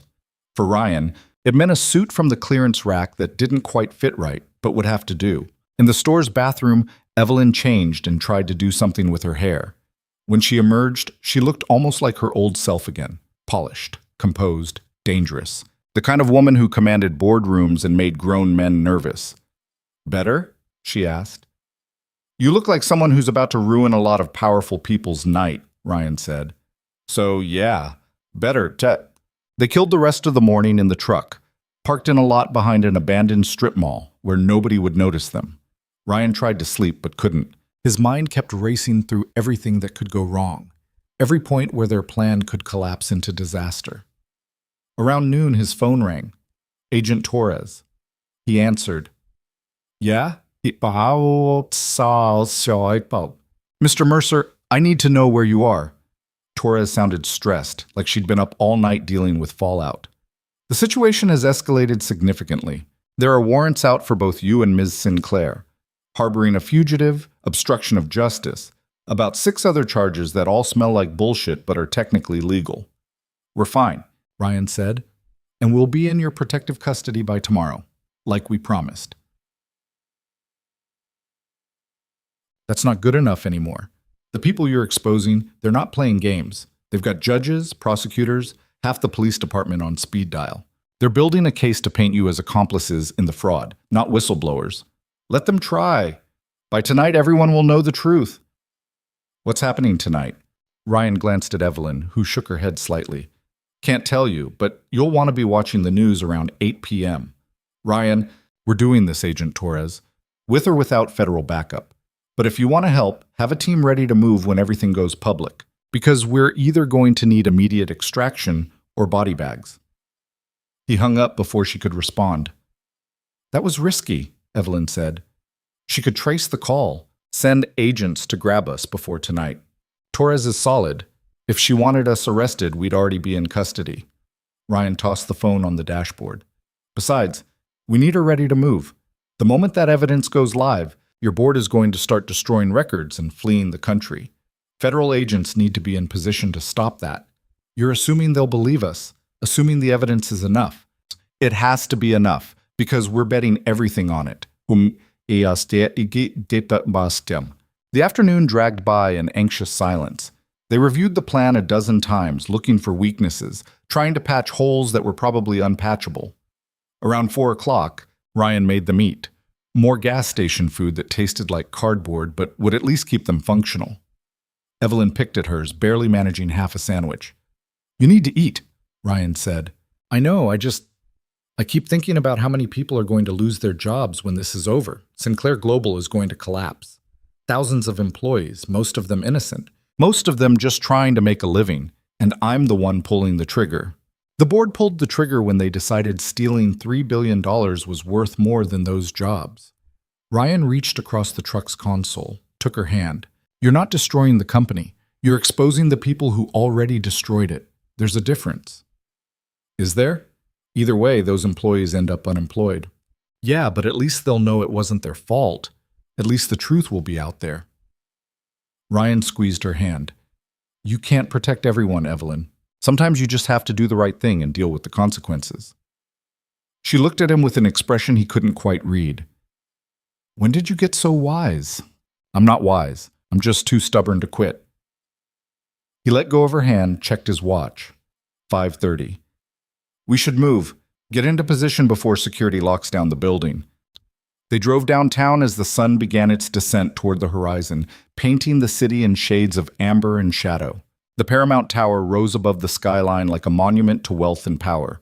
60 floors of steel and glass, crowned with a ballroom that overlooked the entire metro area. Ryan parked the truck 6 blocks away in a public garage, and they walked the rest of the distance. Evening crowds provided cover, people heading to dinner, to shows, to wherever people went on Saturday nights when their lives weren't actively exploding.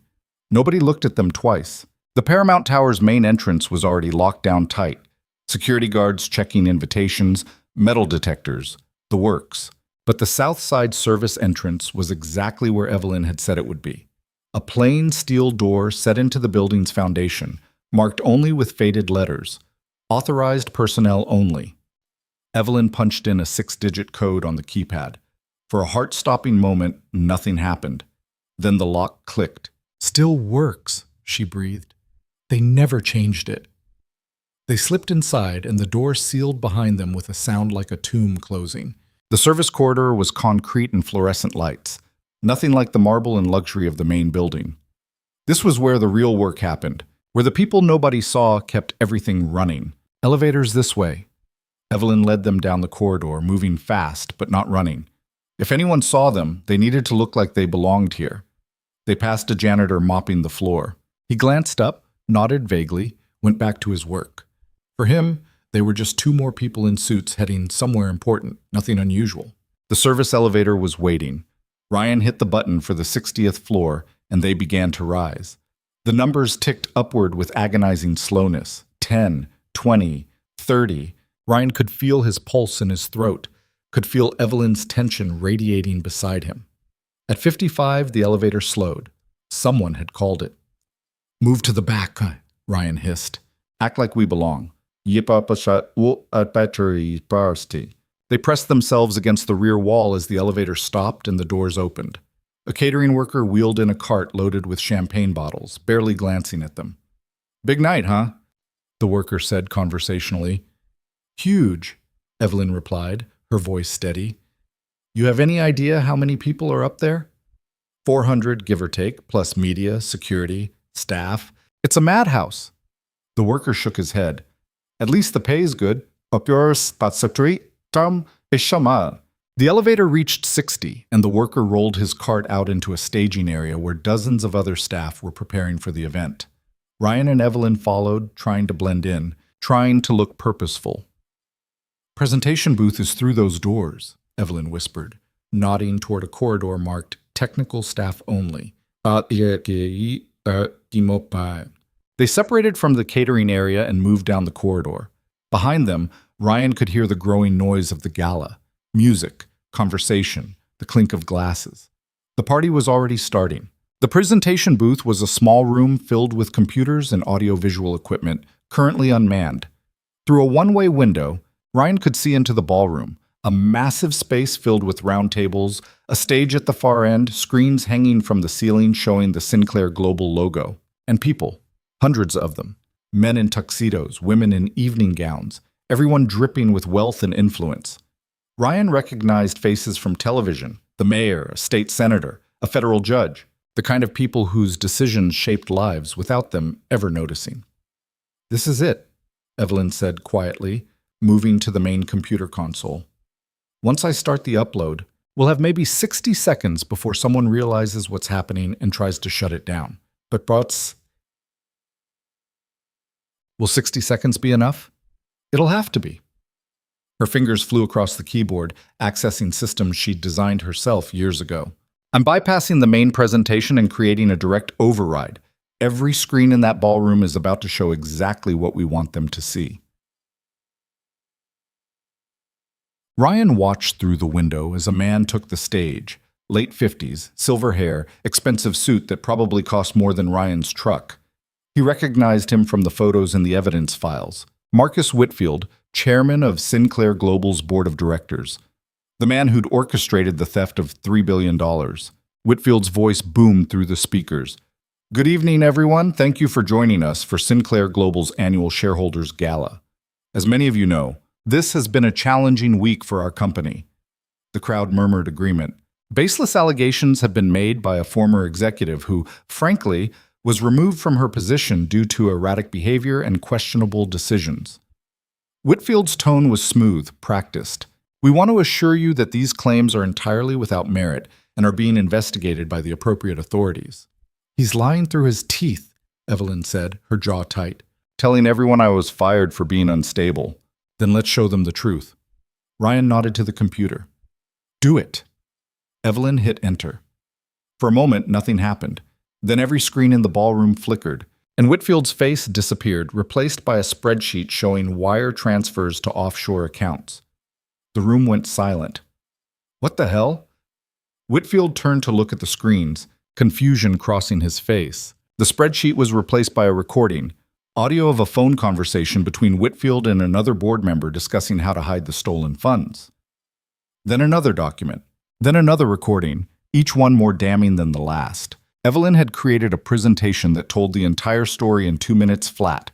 Shell companies, fraudulent contracts, bribes to politicians, plans to eliminate anyone who discovered the scheme. All of it laid out in documents and recordings that were impossible to dismiss or explain away. The ballroom erupted into chaos. People were standing, shouting, pointing at the screens. Media cameras swung around to capture the images. Security guards rushed toward the technical booth. Time to go, Ryan said, grabbing Evelyn's arm. But when he turned toward the door, 3 security guards were already blocking it. The one in front, a massive guy with a shaved head and an expression that promised violence, smiled grimly. Going somewhere, Ms. Sinclair. Behind them, the presentation continued playing. On the screens, a recording of Whitfield discussing Evelyn's assassination played for 400 witnesses and a dozen news cameras. You're done, Evelyn said to the guard. Everyone just heard everything. You can't cover this up anymore. Maybe not. But we can still tie up loose ends. The guard reached for his weapon. Not a standard security sidearm, something heavier, more lethal. Ryan moved without thinking. He grabbed a metal equipment rack and shoved it at the guards, sending them stumbling backward. Run! They bolted through the one-way window. Ryan kicked it hard enough to shatter the glass, and they tumbled through into the ballroom just as gunfire erupted behind them. The crowd screamed. People dove under tables, scrambled for exits. More security guards appeared, but they were focused on evacuating guests, not on two people who just crashed through a window. "This way!" Evelyn pulled Ryan toward a side exit, weaving through the panicked crowd. Behind them, the guards from the booth were climbing through the broken window, weapons drawn. They made it to a stairwell and started running down, taking stairs two at a time. Ryan's lungs burned, his cheap suit jacket flapping behind him. Evelyn kicked off her heels and ran barefoot, faster than Ryan would have thought possible. Behind them, heavy footsteps echoed in the stairwell. Shouts, radio chatter. "They're coming," Ryan gasped. "Keep moving. We just need to get to ground level. Get outside where there are witnesses." A door above them burst open and gunfire tore through the stairwell. Bullets sparked off metal railings, embedded in concrete. Ryan felt something hot graze his shoulder and stumbled, catching himself on the railing. "Ryan!" Evelyn grabbed him, kept him moving. "I'm fine. Keep going." They hit the 40th floor landing and Evelyn yanked open the door, pulling them into a corridor lined with office doors. All locked, all dark. They ran down the hallway, trying doors as they went, looking for somewhere to hide, somewhere to regroup. The stairwell door crashed open behind them. "End of the line, Ms. Sinclair," a voice called out. Carter, the same man who'd come to Ryan's door that first night. "You've caused enough trouble." I'm receipt that I saw." Ryan spun around to find 3 guards blocking their path backward, weapons raised.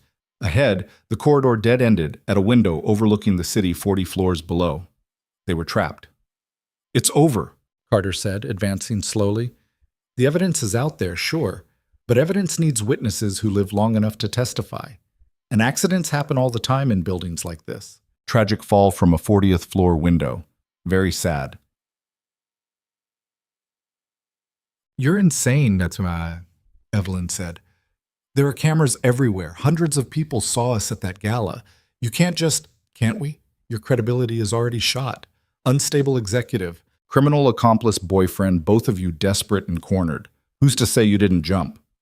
Carter raised his weapon. "Now, we can do this easy or hard. Your choice." Ryan's mind raced. No exits, no weapons, no way out that didn't end with them dead. But maybe that wasn't the point. Maybe the point was buying enough time for the evidence to spread, for federal agents to arrive, for the truth to become undeniable.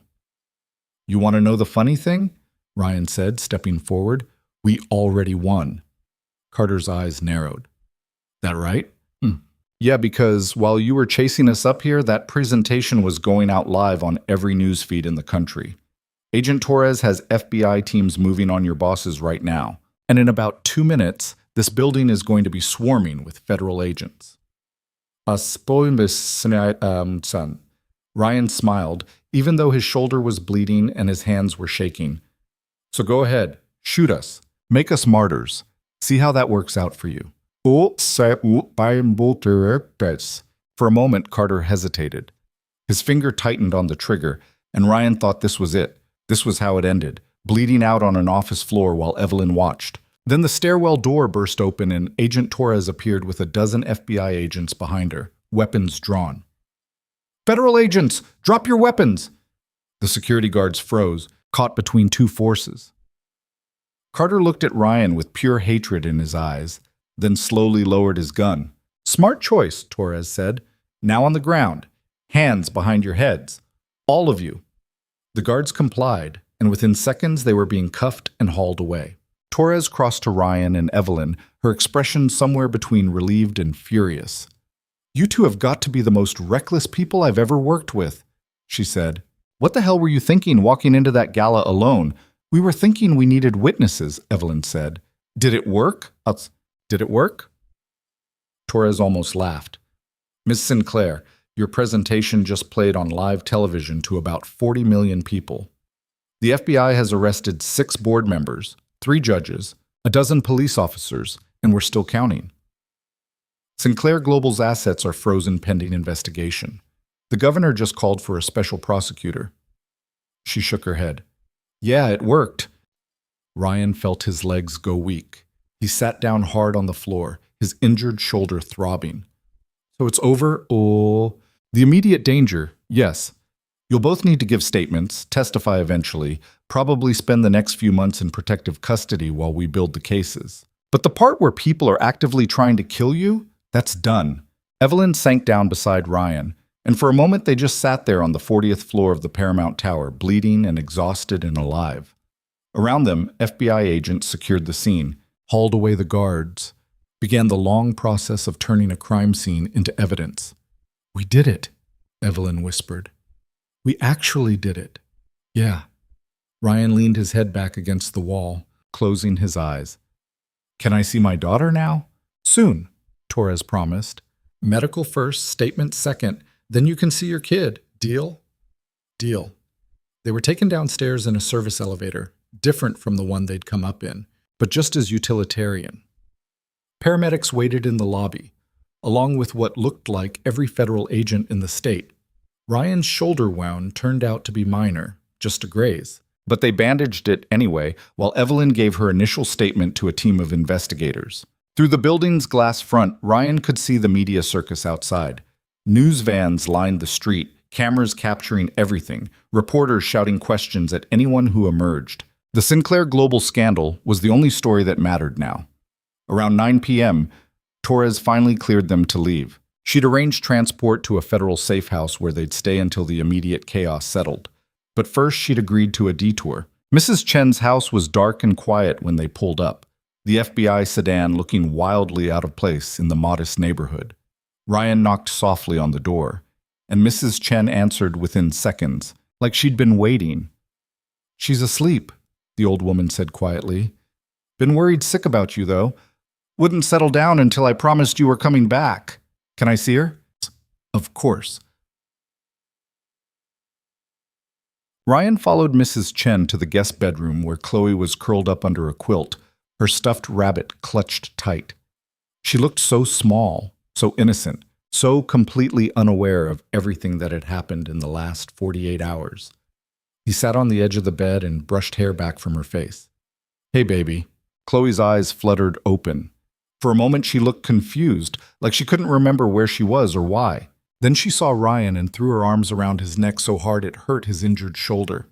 "Daddy, you came back!" "Of course I came back. I promised, didn't I? You were gone so long. I thought maybe the bad men got you." "The bad men didn't get me. We're safe now. All of us."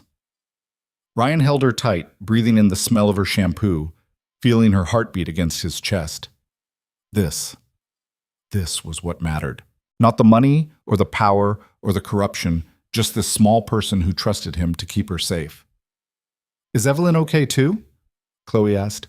"She's fine. She's outside in the car."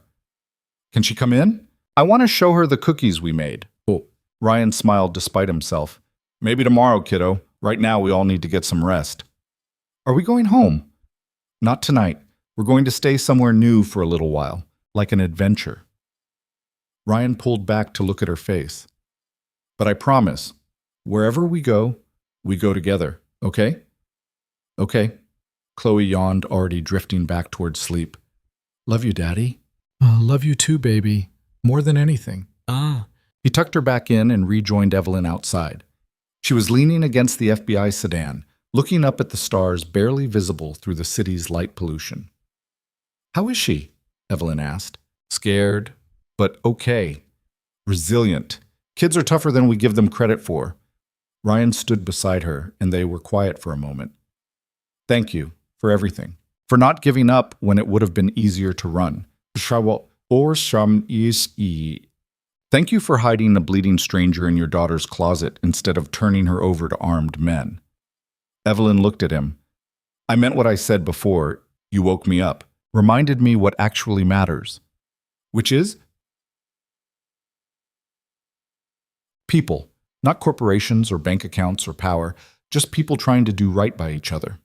She smiled, tired but genuine. "I spent my whole life building something my grandfather would be proud of. Turns out the thing that would have made him proudest was tearing it down to expose the rot." Agent Torres appeared on the porch. "We need to move. Safe house is ready." They climbed into the sedan, and Torres drove them through quiet streets to a nondescript apartment building on the edge of town. The safe house was exactly what it sounded like. Bland, functional, completely anonymous. 2 bedrooms, a kitchen, guards posted outside. "You'll stay here until we can arrange more permanent protection," Torres explained. "Could be a few days, could be a few weeks. Depends on how fast the investigation moves." "What happens to Sinclair Global?" Evelyn asked. "Company's in receivership right now. Federal oversight until we can untangle the legitimate operations from the criminal enterprise. Eventually, it'll probably be broken up and sold. Employees will get severance packages funded by the recovered stolen money." Torres pulled out a folder. "You'll be called to testify at multiple trials. The whole board is facing RICO charges, conspiracy, fraud, attempted murder. This is going to take years to fully resolve." "And Ryan?" Evelyn asked. "The charges against him?" "Dropped. All of them. He's a witness now, not a suspect." Torres looked at Ryan. "Though I gotta say, harboring a fugitive and breaking into a corporate gala are not standard hero behavior." "I'm not a hero," Ryan said. "I'm just a guy who made some questionable choices. Questionable choices that helped expose $3 billion in stolen money and a corruption network that went all the way to the governor's office. I'd say those choices worked out okay." Torres headed for the door. "Get some rest, both of you. Tomorrow starts the real work." She left them alone in the safe house with guards outside and the weight of everything they'd survived finally catching up. Ryan collapsed onto the couch, every muscle in his body screaming. Evelyn sat beside him, and they stayed like that for a while, too exhausted to move, too wired to sleep. "What do you think happens next?" Evelyn finally asked. "After the trials." Evelyn, "After everything settles. What do you do with your life when you've burned down your entire world?" "I don't know," Ryan admitted. "Maybe rebuild. Maybe start over somewhere nobody knows my name. Take Chloe somewhere with better schools, safer streets. Try to be the kind of father who doesn't drag his kid into corporate conspiracies." "That wasn't your fault." "Wasn't it? I chose to help you. Chose to hide you, to lie for you, to risk everything for someone I barely knew." Ryan looked at her. "Don't get me wrong, I'd make the same choice again, but I can't pretend it didn't cost something." "It cost everything I had too," Evelyn said quietly. "My company, my reputation, my entire life. Everyone I thought I could trust turned out to be either corrupt or too scared to stand with me. You were the only person who chose to help when it actually mattered." "So what does that make us? Partners in destruction?" "Maybe. Or maybe just 2 people who finally learned what's worth protecting." Evelyn leaned her head on his shoulder, the way she had in the abandoned building, and Ryan realized this had become familiar somehow. Comfortable. "I'm going to rebuild too. Start something new, something clean. Maybe not as big as Sinclair Global, but something that actually helps people instead of just extracting value from them." "That sounds nice, Prikoki. Would you want to be part of it? When this is all over, when we're allowed to have lives again? You could run the operations side. You understand how things actually work, how ordinary people make it through their days. That's the perspective I always lacked." Ryan thought about it. Thought about spending his days working with Evelyn instead of against the world. Thought about Chloe growing up around someone who believed in building things that mattered. Thought about what it might be like to have a future that wasn't just survival. "Maybe," he said. "Ask me again when we're not fugitives hiding in a federal safe house." Evelyn smiled. "Deal." Well, they sat together as night deepened outside. 2 people who'd lost everything and somehow found something worth keeping in the wreckage. Tomorrow would bring statements and lawyers and the grinding machinery of justice. But tonight, they were just alive. Just safe. Just 2 people who'd chosen to stand when they could have run. And somewhere in a house across town, a 7-year-old girl slept with her stuffed rabbit, dreaming of the day her father would come home and everything would finally be okay. It wasn't a perfect ending. There were still trials to face, testimony to give, years of legal battles ahead. The corruption they'd exposed would take decades to fully root out. Evelyn's company was destroyed, Ryan's life was upended, and neither of them knew exactly what came next. But they'd won the only victory that really mattered. They'd told the truth and lived to see it believed. The rest, they'd figure out together. Besides, 3 weeks in the safe house felt like 3 years. Ryan woke each morning to the same beige walls, the same FBI agents changing shifts outside, the same coffee that tasted like it had been filtered through cardboard. He'd given 17 depositions, answered the same questions 100 different ways, and signed more legal documents than he'd read in his entire life. Evelyn had it worse. Her depositions ran 8 hours some days, with prosecutors building cases against each board member individually. She'd lost weight, developed dark circles under her eyes that no amount of sleep could erase, and stopped bothering with the expensive business clothes that had once been her armor. Now she wore jeans and old sweaters, looking more like a grad student than a former CEO. But the worst part wasn't the depositions or the confinement. It was being separated from Chloe. Agent Torres had explained it carefully, apologetically, until the immediate threats were neutralized. Until they'd arrested everyone connected to the assassination attempts, Chloe needed to stay with Mrs. Chen under protective surveillance. Too dangerous to bring her to the safe house. Too risky to let Ryan visit. It's temporary, Torres kept saying, just until we're sure. Set? Os or sits. Temporary had stretched from days into weeks, and Ryan was starting to lose his mind. I need to see her, he told Torres for the 15th time, pacing the small living room while Evelyn sat at the kitchen table reviewing testimony transcripts. It's been 3 weeks. She's 7 years old. She thinks I abandoned her. She knows you didn't abandon her. Mrs. Chen's keeping her updated. We've arranged phone calls. Phone calls aren't the same, and you know it. Ryan's voice cracked slightly. She needs her father, not a voice on a phone telling her everything's fine when it clearly isn't. Torres sighed, setting down her coffee.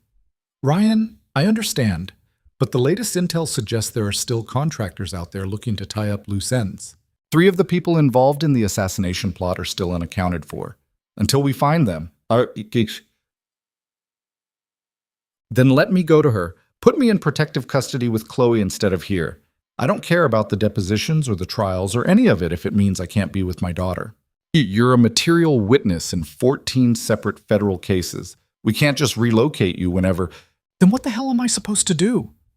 Ryan slammed his hand against the wall, immediately regretting it when pain shot through his still healing shoulder. Tell me how to fix this. Tell me how to be a father from inside a cage. Evelyn stood up from the table. Agent Torres, could you give us a minute? Torres looked between them, then nodded and stepped outside to join the guards. Sit down, Evelyn said quietly. I don't want to sit down. I want to see my kid. I know. Sit down anyway. Ryan sat, all the fight draining out of him at once. He put his head in his hands, and Evelyn moved to sit beside him on the couch. This is my fault, she said. All of it. You helped me, and now you're paying the price. Don't. Ryan's voice was muffled through his hands. Don't make this about guilt. We made choices. Both of us. I didn't think it would cost me this much time with Chloe. What if I talked to Torres? What if I offered to handle the depositions remotely, clear the safe house so they could bring Chloe here? Even just for a weekend, something. They won't go for it. Too risky, too complicated, too many moving parts. Ryan lifted his head, looking at her. You've got enough to deal with without trying to fix my problems, too. But your problems are my problems now, whether you like it or not. Evelyn's expression was fierce. You stood with me when no one else would. Let me stand with you. Before Ryan could respond, Torres came back inside, her phone pressed to her ear and her expression tight. She listened for a moment, then said, Copy that. Secure the perimeter and wait for backup. She hung up and looked at them. We've got movement on one of the missing contractors. Surveillance picked him up at a bus station about 40 miles from here. He's moving in this direction. Ryan stood. He's coming for us. We don't know that yet. Could be coincidence, could be... It's not coincidence. Evelyn was on her feet too. They know where we are. They've always known. They've just been waiting for the right moment. Torres's jaw tightened. We're moving you, both of you. Different location, higher security. We pack now. We leave in 10 minutes. The next hour was chaos. FBI agents swarmed the safe house, packing their minimal belongings, running security protocols, arranging transport to a new location they wouldn't reveal until they were already moving. Ryan grabbed the few things he actually cared about: photos of Chloe, the stuffed rabbit she'd left behind, his phone with 3 weeks of saved voicemails from his daughter telling him about her days. They were loaded into separate vehicles. Standard protocol, Torres explained, in case one was compromised. Ryan rode with 2 agents he'd never met, while Evelyn went in a different car with Torres. The convoy moved fast through back roads, avoiding highways, taking routes that changed every few minutes. "Where are we going?" Ryan asked the agent driving. "Secure facility upstate, more isolated, better defensive position. You'll be safe there." "That's what you said about the last place." The agent didn't respond. They drove for 2 hours, the landscape changing from urban sprawl to industrial zones to rural farmland. The safe house had been anonymous, but at least it was in a city. This new location was going to be in the middle of nowhere, which meant even more isolation, even more separation from Chloe. Ryan's phone buzzed. A text from an unknown number. "Daddy, when are you coming home?" "Go." His blood went cold. Chloe didn't have a phone. Mrs. Chen's number was saved in his contacts. This wasn't her. "Stop the car," Ryan said. "What?" "Stop the car right now." The agent hit the brakes, and the vehicle behind them nearly rear-ended them before swerving. Ryan held up his phone, showing the message. "Someone has access to my daughter, or they want me to think they do." His hands were shaking. "We need to call Mrs. Chen. We need to confirm Chloe's safe." The agent grabbed his radio. "This is Unit 3 to command. We have a potential security breach. Requesting immediate welfare check on the protected minor." "Static." Then Torres's voice. "Copy that. Stand by." They waited on the side of the road, Ryan's heart hammering against his ribs. Another text came through. "She misses you, such a sweet girl. Be a shame if something happened because you couldn't leave well enough alone." "They're threatening her," Ryan breathed. "They're threatening Chloe to get to me." "We don't know that yet," the agent started to say, but Ryan was already calling Mrs. Chen's number. It rang 4 times. 5, 6, then voicemail. "No, no, no, no." Ryan tried again. Same result. Torres's voice crackled over the radio. "Welfare check team reports no contact at the Chen residence. Front door is open. Signs of struggle. The girl is missing." The world stopped. Ryan heard the words but couldn't process them, couldn't make them fit into reality. Chloe was missing. Someone had taken his daughter. While he'd been sitting in a safe house giving depositions and reviewing testimony, someone had grabbed his 7-year-old girl. "We need to go back," he said, his voice barely functioning. "We need to find her right now." "Ryan, right now!" He grabbed the door handle, ready to bolt from the car if he had to. "My daughter is out there with people who want to hurt her, and you're telling me to stand by?" The agent in the passenger seat turned around. "Mr. Mercer, I know this is terrifying, but we need to follow protocol. FBI's already mobilized search teams. They're going to..." "Protocol?" Ryan laughed, and it came out broken and wild. "My daughter is gone, and you want to talk about protocol?" His phone buzzed again. This time it was a photo. Chloe, sitting in what looked like the back of a van, her stuffed rabbit clutched to her chest, her eyes wide and scared. Across the bottom of the image, a message. "You have 2 hours to deliver Evelyn Sinclair to the location we send. Come alone. Bring anyone else, and the girl dies." Ryan showed the photo to the agents. The driver immediately radioed it to Torres while the other agent tried to trace the number. Ryan just stared at his daughter's face on the screen, memorizing every detail, looking for clues about where she might be. Torres's car pulled up alongside them, and she jumped out, moving to Ryan's window. "Let me see it." He held up the phone. Torres studied the image, her expression hardening. "This is a play," she said. "They know we can trace the photo metadata, track the location. They're trying to draw us out." "I don't care if it's a play. That's my daughter." "I know, but think. Ryan, if you give them Evelyn, they kill both of you and probably Chloe too. These aren't people who leave witnesses. So what do you suggest? I just wait here while they..." He couldn't finish the sentence. Evelyn appeared beside Torres, her face pale. "Let them have me." What? Torres and Ryan said simultaneously. It's me they want. It's always been me. Evelyn's voice was steady, decided. Let me go to the exchange. You track me, follow at a distance, and when they're focused on me, you extract Chloe. That's suicide, Choka, Torres said flatly. You walk into that meeting, you're dead. Maybe, but at least Chloe lives. Evelyn looked at Ryan. Your daughter is innocent in all this. She doesn't deserve to pay for my choices. And you don't deserve to die for them either, don't I? Evelyn's smile was bitter. This whole nightmare started because I couldn't see what was happening in my own company, because I was so focused on power and profit that I didn't notice the corruption festering beneath me. If Chloe dies because I involved you in this, she shook her head. I can't live with that.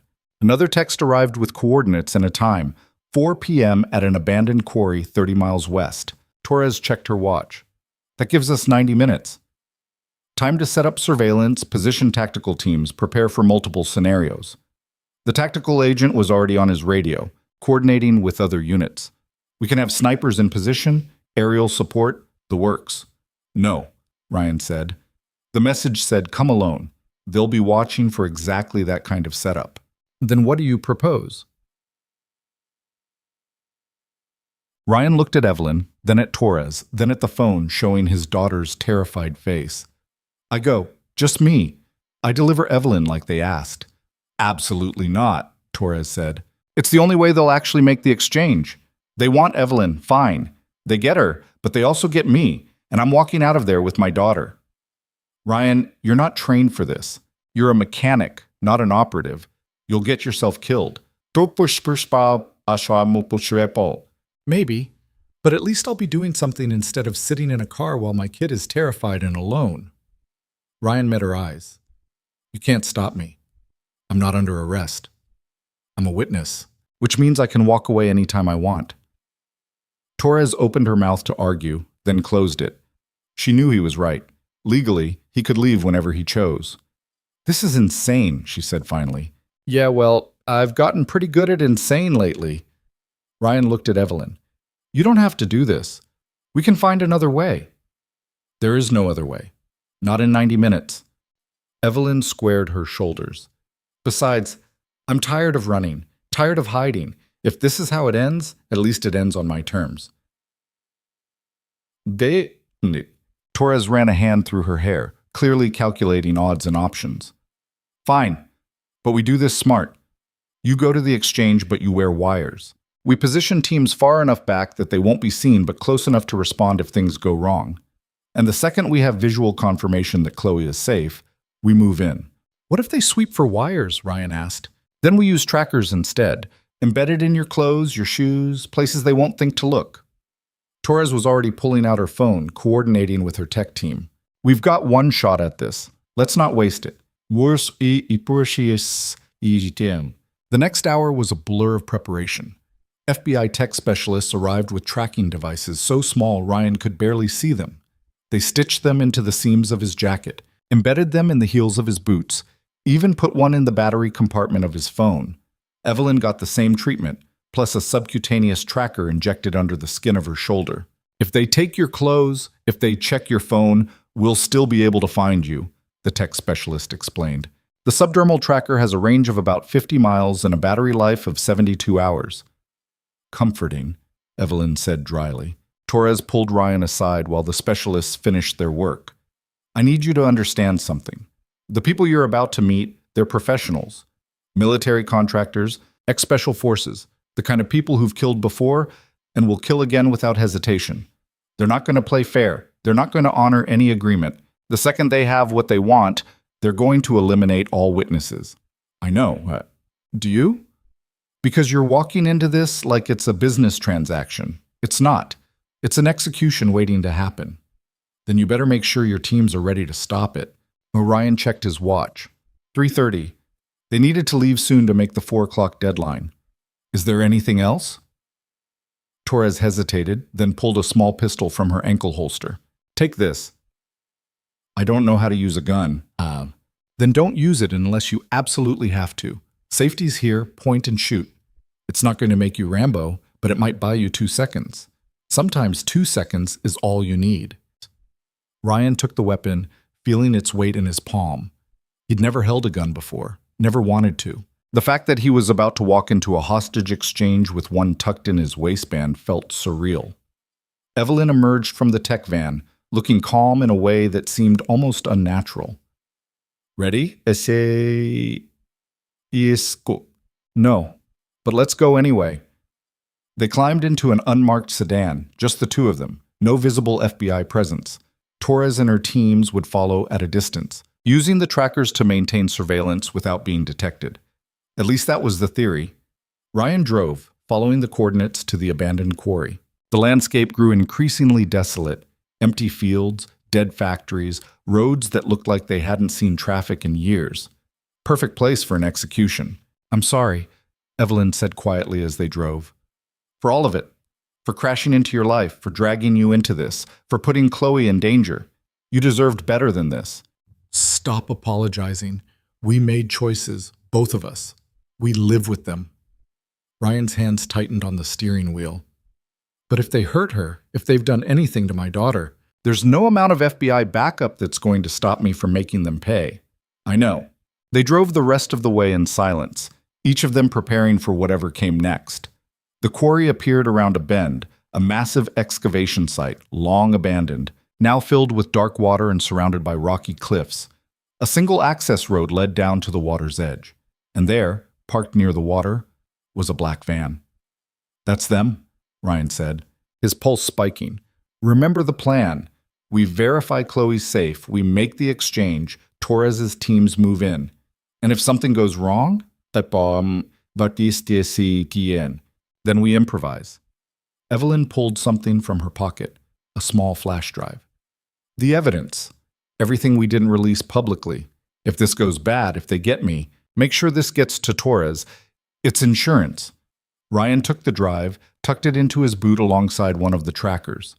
Then he drove down the access road, the sedan bumping over potholes and broken pavement until they were 20 feet from the van. The van's side door slid open, and Carter stepped out. The same man who'd come to Ryan's house that first night, who'd chased them through the Paramount Tower, who'd nearly killed them on that 40th floor. He was smiling. Right on time, Carter called out. I appreciate punctuality. Ryan and Evelyn got out of the car slowly, hands visible. Ryan scanned the area, looking for Chloe, looking for other threats. He counted 3 other men near the van, plus whoever might be inside. Bad odds, even with FBI backup somewhere in the distance. Where's my daughter? Ryan demanded. She's safe. For now. Carter nodded toward the van. Want to see? The van's rear doors opened, and there she was. Chloe, sitting on the floor of the cargo area, her hands zip-tied in front of her, her face streaked with tears, but alive. Conscious. Apparently unharmed. Daddy! She screamed when she saw him. Ryan started forward, but Carter raised a hand. Not yet. First, Ms. Sinclair comes with us. Then we verify she's who she claims to be. Then, if we're satisfied, we let the girl go. That wasn't the deal, Evelyn said. The deal was immediate exchange. The deal is whatever I say it is. Carter's smile widened. You're not really in a position to negotiate. Ryan felt the weight of Torres's pistol against his back, hidden beneath his jacket. 2 seconds, she'd said. Sometimes 2 seconds was all you needed. Fine, Evelyn said, but I want your word. You let them go, both of them, unharmed. You have my word. Carter gestured to his men. Now come here, slowly. Evelyn walked towards them, each step measured and deliberate. When she was within arm's reach, one of Carter's men grabbed her roughly, patting her down for weapons or wires. He found her phone, tossed it to the ground, found her watch, removed it. Then he produced a handheld scanner and swept it over her body. The scanner beeped near her shoulder. She's got a tracker, the man said. Subcutaneous right here. Carter's expression darkened. FBI? Probably. The man pulled out a knife. Wait, Evelyn said. You can disable it. You don't need to... The man grabbed her arm and made a quick cut through her skin. Evelyn gasped in pain as he dug the tracker out and tossed it into the quarry water. Anyone else want to tell me what other surveillance you brought? Carter pulled out a gun, aiming it at Ryan. Because I'm getting the feeling we're not as alone as we should be. In the distance, barely audible, came the sound of helicopter rotors. Carter's head snapped up. Damn it! You brought the FBI? No, Ryan started, but Carter was already moving. Kill them all, and let's move. Everything happened at once. The men near the van raised their weapons. Ryan dove for cover behind the sedan, pulling Torres's pistol from his waistband. Evelyn lunged at Carter, clawing at his gun arm. And from the cliff above the quarry, sniper fire erupted. One of Carter's men went down immediately, a bullet through his chest. Another dove for cover. Carter shoved Evelyn away and fired wildly toward the cliffs. Ryan looked toward the van, toward Chloe still trapped inside, and made a decision. He ran. Bullets chewed up the ground around him, kicking up dirt and stone. He made it to the van's rear doors and yanked them open, diving inside just as a round punched through the metal inches from his head. Daddy, Chloe sobbed, throwing herself at him despite her bound hands. I've got you, baby. I've got you. Ryan pulled a pocket knife from his jeans and cut through the zip ties, then scooped her up. Close your eyes and hold on tight. Don't look at anything, okay? She buried her face in his shoulder as Ryan scrambled out of the van. The firefight was full chaos now. FBI agents pouring down from the cliffs, Carter's men returning fire, Evelyn crawling toward the sedan with blood on her arm. Ryan ran toward the car, keeping Chloe's face pressed against his shoulder so she couldn't see the violence erupting around them. A bullet whined past his ear. Another hit the ground by his feet. Then he was at the sedan, throwing open the back door and pushing Chloe inside. Stay down, he yelled. Don't move! He turned to help Evelyn, but Carter was there first. The contractor had his gun pressed to Evelyn's head, using her as a shield as he backed toward a dirt bike Ryan hadn't noticed before. Back off! Buck Carter screamed at the FBI agents. Back off, or I paint the rocks with her brain! Torres appeared from behind an outcropping, her own weapon raised. It's over, Carter. You're surrounded. Let her go. I let her go. I'm dead. We both know how this ends. It ends with you in custody or in a body bag. Your choice. Carter laughed, wild and desperate. You want her alive? Then you let me leave. I take the bike, I ride out of here, and once I'm clear, I'll tell you where to find her. Not happening. Then she dies right now. Carter's finger tightened on the trigger. Ryan didn't think, didn't plan, just raised Torres's pistol and fired. The shot went wide. Ryan had never fired a gun before and his hands were shaking, but it was close enough to make Carter flinch. In that split second of distraction, Evelyn drove her elbow into his ribs and twisted away. The FBI snipers didn't miss. 3 shots, center mass, and Carter went down hard. Evelyn collapsed to her knees, gasping. Ryan ran to her, pulling her toward the sedan while FBI agents secured the scene. 2 of Carter's men were dead, 1 wounded and being cuffed, the 4th trying to run before agents tackled him. Are you hit? Ryan asked, checking Evelyn for wounds. Just the arm. They got the tracker out. She looked at him, shock starting to set in. You shot at him. You actually shot at him. I missed. You distracted him. That's what mattered. Evelyn started laughing, slightly hysterical. We're alive. We're actually alive. Torres jogged over, holstering her weapon. Everyone good here? Define good, Ryan said, but he was already moving back to the sedan, back to Chloe. She was exactly where he'd left her, curled up on the back seat with her hands over her ears. Baby, it's okay. It's over. You're safe. Ryan climbed into the back seat and pulled her into his lap. Nobody's going to hurt you ever again, I promise. Chloe clung to him, sobbing into his chest, her whole body shaking. Ryan held her and rocked her and whispered every reassuring thing he could think of while Torres coordinated the cleanup, and Evelyn sat on the hood of the sedan with a medic bandaging her arm. It took another hour before they were cleared to leave. The FBI needed statements, needed to process the scene, needed to catalog evidence and coordinate with the prosecutor's office. Ryan gave them the bare minimum, his attention focused entirely on Chloe, who hadn't let go of him since he pulled her from the van. Finally, Torres cleared them to go. We'll need full debriefs tomorrow, but for tonight, you're done. All of you. Bye, Chwatmut. Where do we go? Ryan asked. The safe house was compromised. His actual house was still a crime scene. He had nowhere. Hotel downtown, FBI's covering it. 2 adjoining rooms, security outside, room service on us. Torres managed a tired smile. You've earned it. They drove back in silence, Chloe asleep in Ryan's lap, Evelyn staring out the window at the darkening landscape. When they reached the hotel, a mid-range place that was blessedly normal after weeks of safe houses and federal facilities, Torres walked them to their rooms personally. Get some rest, she said. Tomorrow we start building cases against everyone involved. But tonight, just be okay.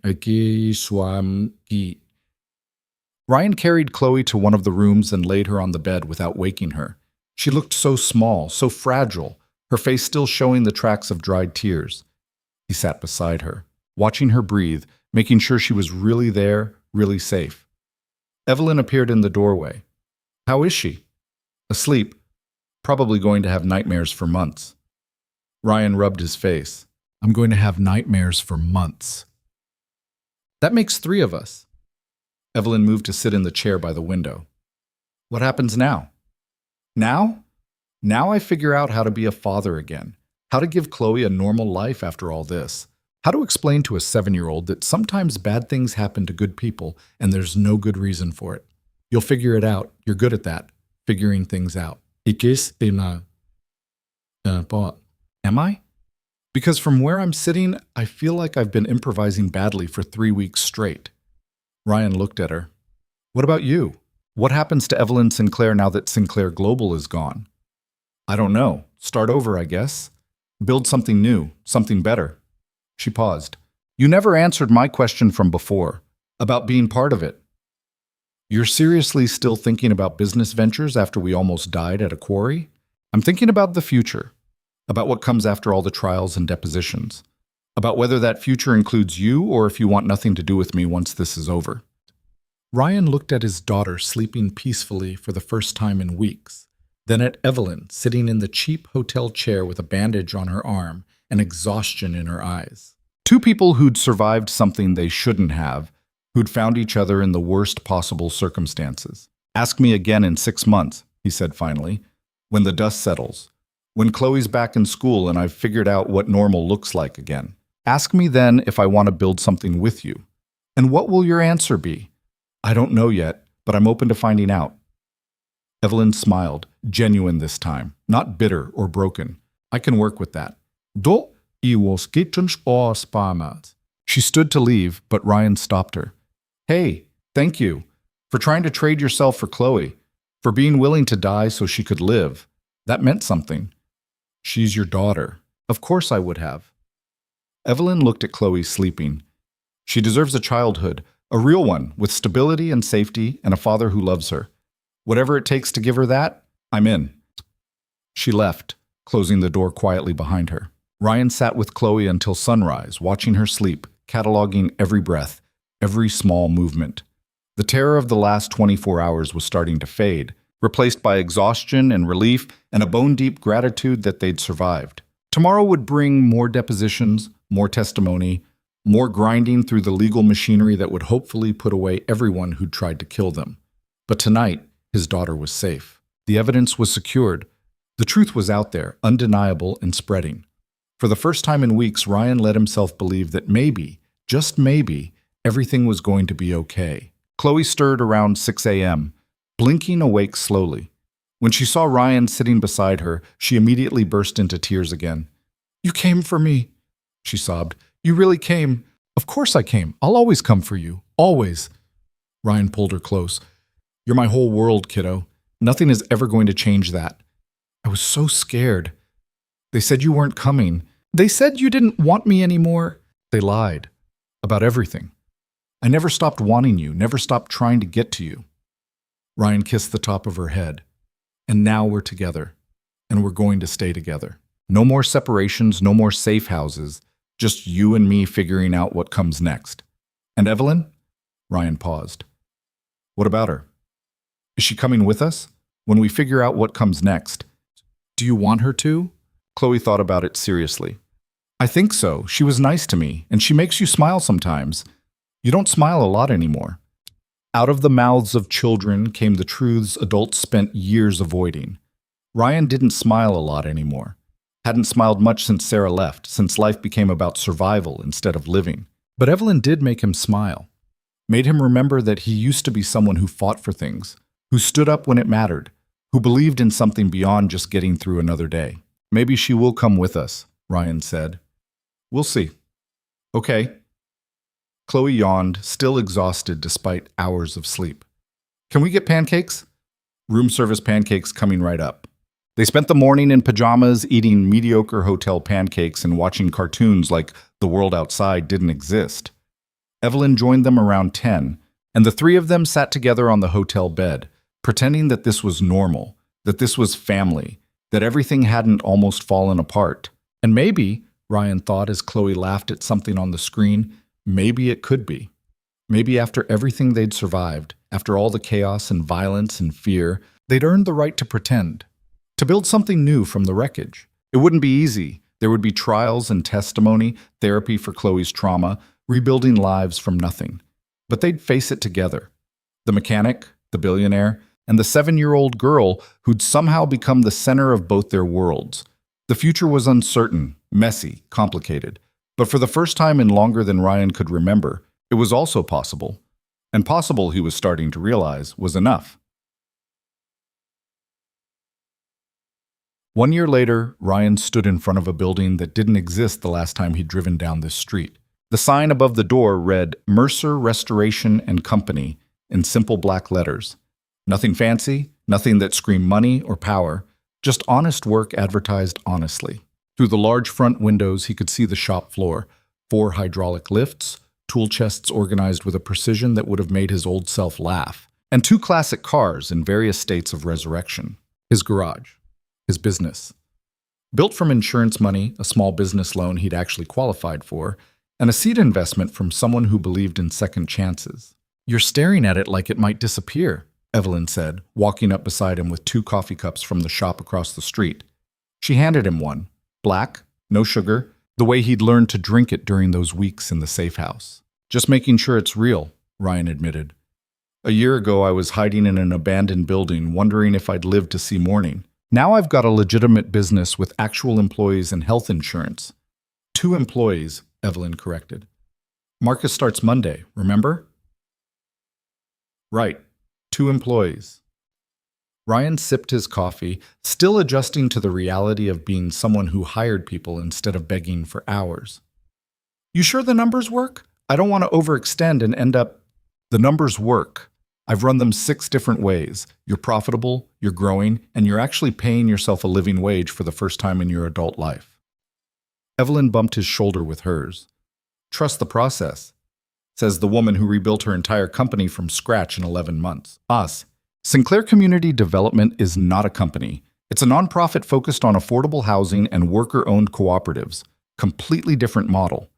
But Evelyn was smiling as she said it. The kind of smile that meant she was proud of what she'd built, even if she wouldn't admit it directly. They stood together in the morning cold, watching the sun hit the garage windows, neither of them in any hurry to move. A year ago, they'd been strangers thrown together by violence and desperation. Now they were... what exactly? Partners, definitely. Business associates, technically. Evelyn had provided the capital for the garage in exchange for a minority stake, though she'd insisted Ryan maintain controlling interest. Friends? Certainly. They had coffee together most mornings, reviewed financials every week, texted each other random thoughts at odd hours. But there was something else there too. Something neither of them had named yet, though Chloe kept asking when Evelyn was going to officially move in instead of just sleeping over 3 nights a week. How's Chloe doing with the new school? Evelyn asked, as if reading his thoughts. Better. Her teacher says she's opening up more, participating in class. The nightmares are down to maybe once a week now, instead of every night. Ryan paused. The therapist thinks she's processing the trauma in healthy ways. Whatever that means. It means she's resilient, like her father. I'm not resilient. I'm just stubborn and too dumb to quit. That's what resilient means.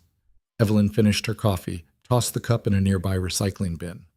Speaking of Chloe, you remember we're picking her up early today? School assembly at 2. Right, the art show thing. Ryan checked his watch. 8:30 in the morning, which gave them 5.5 hours to get actual work done before parental duties called. You don't have to come to every school event, you know. I'm sure you've got nonprofit empire business to handle. The nonprofit empire can wait. I want to see what she painted. That was the thing about Evelyn that still surprised Ryan sometimes. For all her wealth and power and connections, she showed up. To school assemblies and parent-teacher conferences and random Tuesday afternoon soccer practices. She'd become part of Chloe's life not by force or obligation, but by simply being present when it mattered. They walked into the garage together, and Ryan immediately felt that familiar sense of rightness that came from being in a space built for purpose. This wasn't just a job. It was craft.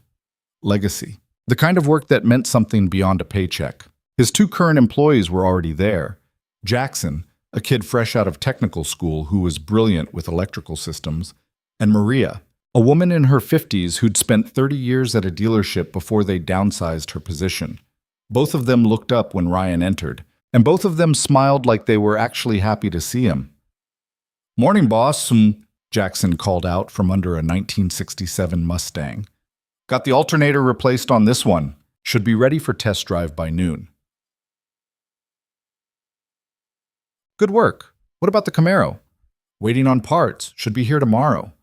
Maria wiped grease from her hands, consulting her clipboard. "We've also got 3 new estimates to review, and someone called about restoring a '72 Bronco." "A Bronco?" Ryan's interest perked up. He'd always wanted to work on one of those. "What condition?" "Rough. Needs full engine rebuild, new transmission, bodywork. Probably 6 months of work." "Geeks. Tell them we're interested. Get photos and we'll put together a quote." This was the part of business ownership Ryan had never anticipated loving. The planning, the problem-solving, the satisfaction of taking something broken and making it whole again. Turns out the skills he'd learned keeping his own life together with duct tape and determination translated pretty well to running a shop. Evelyn disappeared into the small office at the back, technically Ryan's office, but she'd basically claimed half the desk for her own work. Through the window, he could see her on the phone, probably coordinating with her team at the nonprofit. She moved between 2 worlds seamlessly. His blue-collar garage in the morning, high-level development meetings in the afternoon, somehow making both feel equally important. The morning passed in the rhythm of work. Diagnostics run, parts ordered, problems solved. Around 11:30, Agent Torres showed up unannounced, which immediately set Ryan's nerves on edge. They'd stayed in touch since the trials ended, but she didn't usually just drop by without calling first. "Everything okay?" Ryan asked, meeting her at the garage entrance. "Relax. This isn't official business." Torres pulled an envelope from her jacket. "Just wanted to deliver this in person." Ryan took the envelope, opened it. Inside was a check made out to him for $75,000, along with a letter from the Department of Justice. "What is this?" "Victim Compensation Fund. The government seized assets from the convicted board members and established a fund for people harmed by the conspiracy. You qualified." Torres smiled slightly. "Figured after everything you went through, you'd earned it." Ryan stared at the check, his brain struggling to process that many zeros attached to his name. $75,000. More than he'd made in the last 3 years combined. Enough to expand the garage, hire another employee, finally fix the truck that had been running on hope and spite. "I don't know what to say. Thank you usually works." Torres glanced around the garage, taking in the cars and the equipment and the clean, organized workspace. "You've done well for yourself. I'm impressed." "Yeah, well, turns out almost dying gives you perspective on what actually matters." "Speaking of which, how's the other survivor?" Torres nodded toward the office where Evelyn was still on the phone. "She's good. Building something that actually helps people instead of extracting value from them. Seems happier than I ever saw her during the trials. And you two are..." Ryan knew what she was asking. "We're figuring it out, taking it slow, making sure Chloe's okay with everything before we make any big decisions." "Smart. Though from what I saw at the trials, you're good for each other. She makes you think bigger. You keep her grounded." Torres checked her watch. I should go. Just wanted to see how you were doing. Make sure you were actually okay, and not just telling me you were okay. I'm actually okay, Ryan said, and realized it was true. For the first time in maybe forever, I'm actually okay. Torres left, and Ryan stood holding the check, still not quite believing it was real. Evelyn emerged from the office a few minutes later and immediately noticed his expression. What happened? He showed her the check. She looked at it, then at him, then started laughing. What's funny? Nothing. It's just you spend your whole life scraping by, and then the universe decides to hand you $75,000 all at once. The timing is absurd. Should I turn it down? Is there some tax thing I'm not thinking about? You should deposit it and use it to expand the business you've built. Evelyn took the check, examined it more closely. This is legitimate compensation for legitimate harm. Take it. Ryan did. That afternoon, after they'd picked up Chloe from school and sat through an assembly where she'd proudly displayed a painting of their family that included Ryan, Evelyn, and her stuffed rabbit, Ryan opened a business expansion account and deposited the check. Then he took Chloe and Evelyn to dinner at an actual restaurant instead of the usual rotation of cheap takeout. Nothing fancy, just a local diner with good burgers and better pie. But it felt like a celebration anyway. So I was thinking, Ryan said halfway through the meal, watching Chloe destroy a chocolate milkshake. Maybe it's time we found a bigger place. Somewhere with a yard. Room for Chloe to run around. Our place is fine, Chloe said through a mouthful of whipped cream. Our place has one bathroom and walls so thin I can hear the neighbors arguing about their cat. We can do better. Evelyn was quiet, pushing fries around her plate. Our place? Ryan realized what he'd said. Not my place. Our place. Like it belonged to all three of them instead of just him and Chloe. Yeah, he said, meeting her eyes. Our place. If you want it to be. I'm already there half the week anyway. So make it all week. Move in officially. Help us find somewhere that actually has closet space and maybe a kitchen where two people can stand at the same time. Chloe perked up immediately. Does this mean Evelyn's staying forever? Guamt. Nothing's forever, kiddo, Ryan said carefully. But yeah, for as long as she wants to. Evelyn reached across the table, took his hand. I want to. That night, after Chloe was asleep and they were sitting together on the couch, in the apartment that had somehow become theirs, Evelyn asked the question Ryan had been avoiding. What are we doing here, Ryan? Really? What do you mean? I mean, we're living together, raising your daughter together, building businesses together. But we've never actually talked about what this is, what we are to each other. Ryan thought about it. Thought about how Evelyn had been willing to die for his daughter, how she showed up to every school event and knew Chloe's favorite snacks and helped with homework without being asked, how she'd invested in his garage not because it was profitable, but because she believed in him, how she made him laugh and challenged him and made him want to be better than he was. I think, he said slowly, we're two people who found each other in the worst possible circumstances and somehow made something good out of it. I think we're partners, family, whatever label you want to put on it. And is that enough for you? Partnership and family? Or do you want something more? What do you want? Evelyn was quiet for a long time. I want to wake up next to you every morning. I want to help raise Chloe into a person who knows she's loved and safe. I want to build things together, businesses and homes and a life that matters. I want... She paused, searching for words. I want whatever this is to be real. Not just two people clinging to each other because we survived something terrible, but two people choosing to build something because we actually want to. Then that's what we'll do. Ryan pulled her closer. We'll find a house with a yard.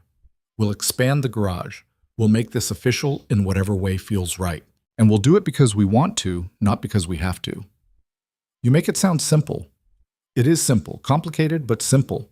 We just keep showing up for each other, keep choosing each other, keep building something worth protecting. They sat together in comfortable silence, both of them processing what they'd just committed to. Outside, The city hummed with its usual chaos, sirens and traffic, and the endless noise of people living their lives. But inside this small apartment, there was peace. The trials had concluded 6 months ago with convictions across the board. Whitfield and 4 other board members were serving federal sentences ranging from 15 to 30 years. 3 judges had been disbarred. A dozen police officers had lost their badges. The corruption network had been dismantled piece by piece, its secrets exposed to daylight and public outrage. Sinclair Global Holdings had been liquidated, its assets sold off to pay fines and restitution. Thousands of employees had lost their jobs, just as Evelyn had predicted. But she'd worked with labor organizations to place as many as possible in new positions, and the Worker Compensation Fund had softened the blow for most. The media had eventually moved on to newer scandals, but the Sinclair case had changed things. Triggered reforms in corporate oversight, strengthened whistleblower protections, led to a dozen copycat investigations into other companies.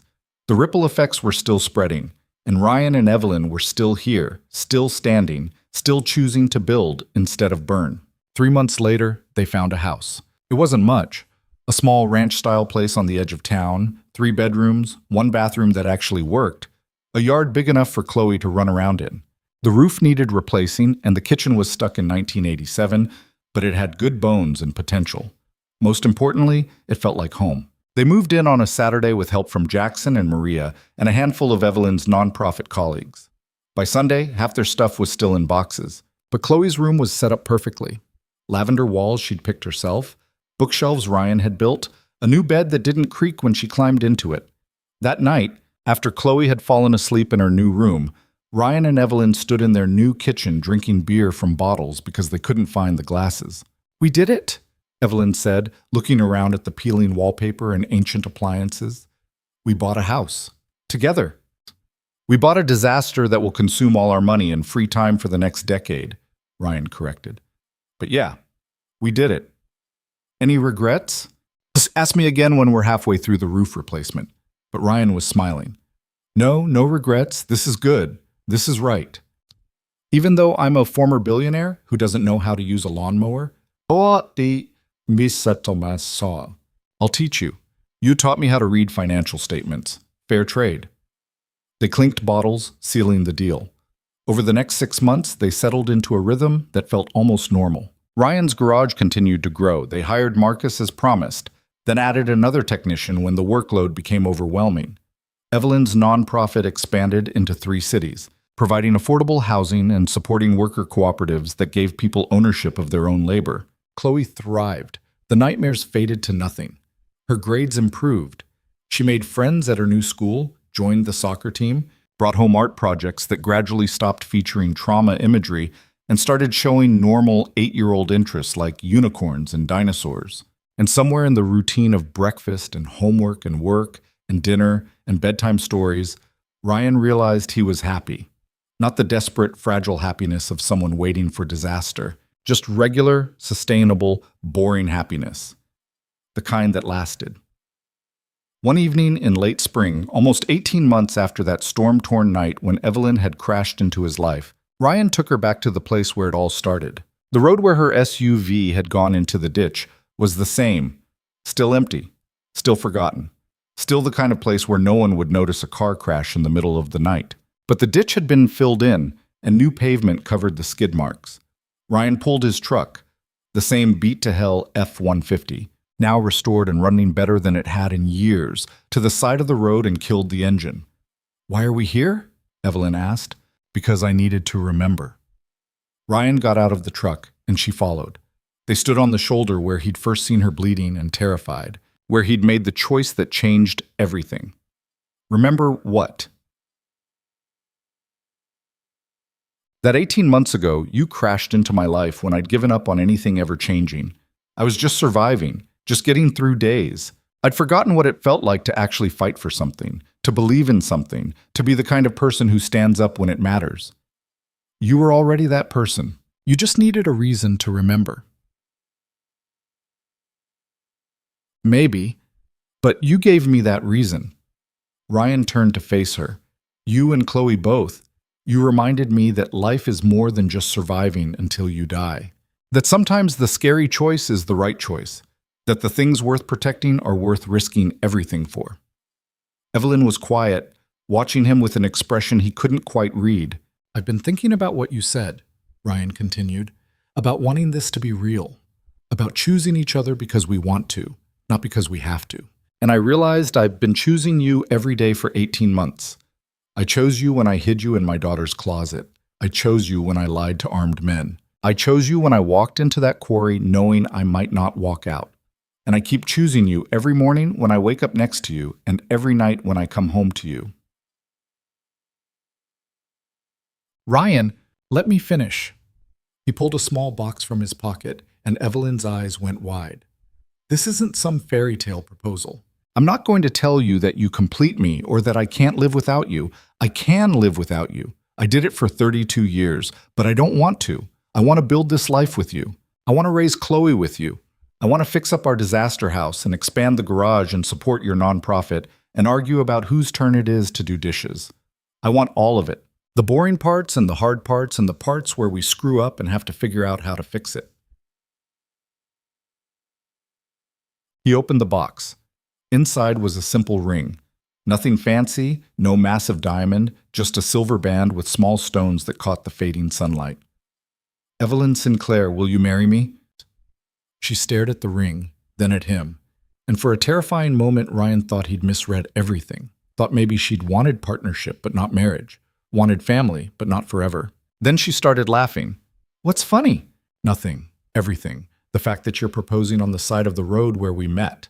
The fact that I'm standing here crying like an idiot when I spent 40 years being a ruthless businesswoman who didn't cry at anything."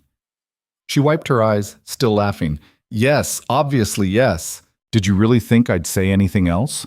Ryan slipped the ring on her finger, and they stood there on the empty road as the sun set behind them. Two people who'd found each other in chaos and built something solid from the wreckage. "We should tell Chloe," Evelyn said, admiring the ring. "She's going to lose her mind. She's known I was planning this for 2 months. She helped me pick the ring." "Of course she did." Evelyn kissed him, soft and certain. "When?" "When what?" "When do you want to do this? Get married?" Ryan thought about it. "Whenever feels right. No rush. We're already living like we're married anyway." "I was thinking maybe fall. Small ceremony, just people we actually care about. Nothing elaborate." "Sounds perfect."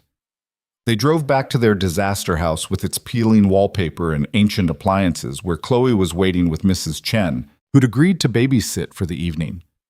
The moment they walked in, Chloe saw the ring and screamed loud enough to wake the entire neighborhood. "You said yes! I knew you'd say yes!" She threw herself at Evelyn, who caught her with the ease of someone who'd learned to be a mother through practice rather than biology. "How could I say no?" Evelyn asked, holding Chloe tight. "You two are my family." Mrs. Chen smiled from her spot on the couch. "Congratulations, both of you. You've built something good here." "We're trying," Ryan said. "You're succeeding." The old woman gathered her things, preparing to leave.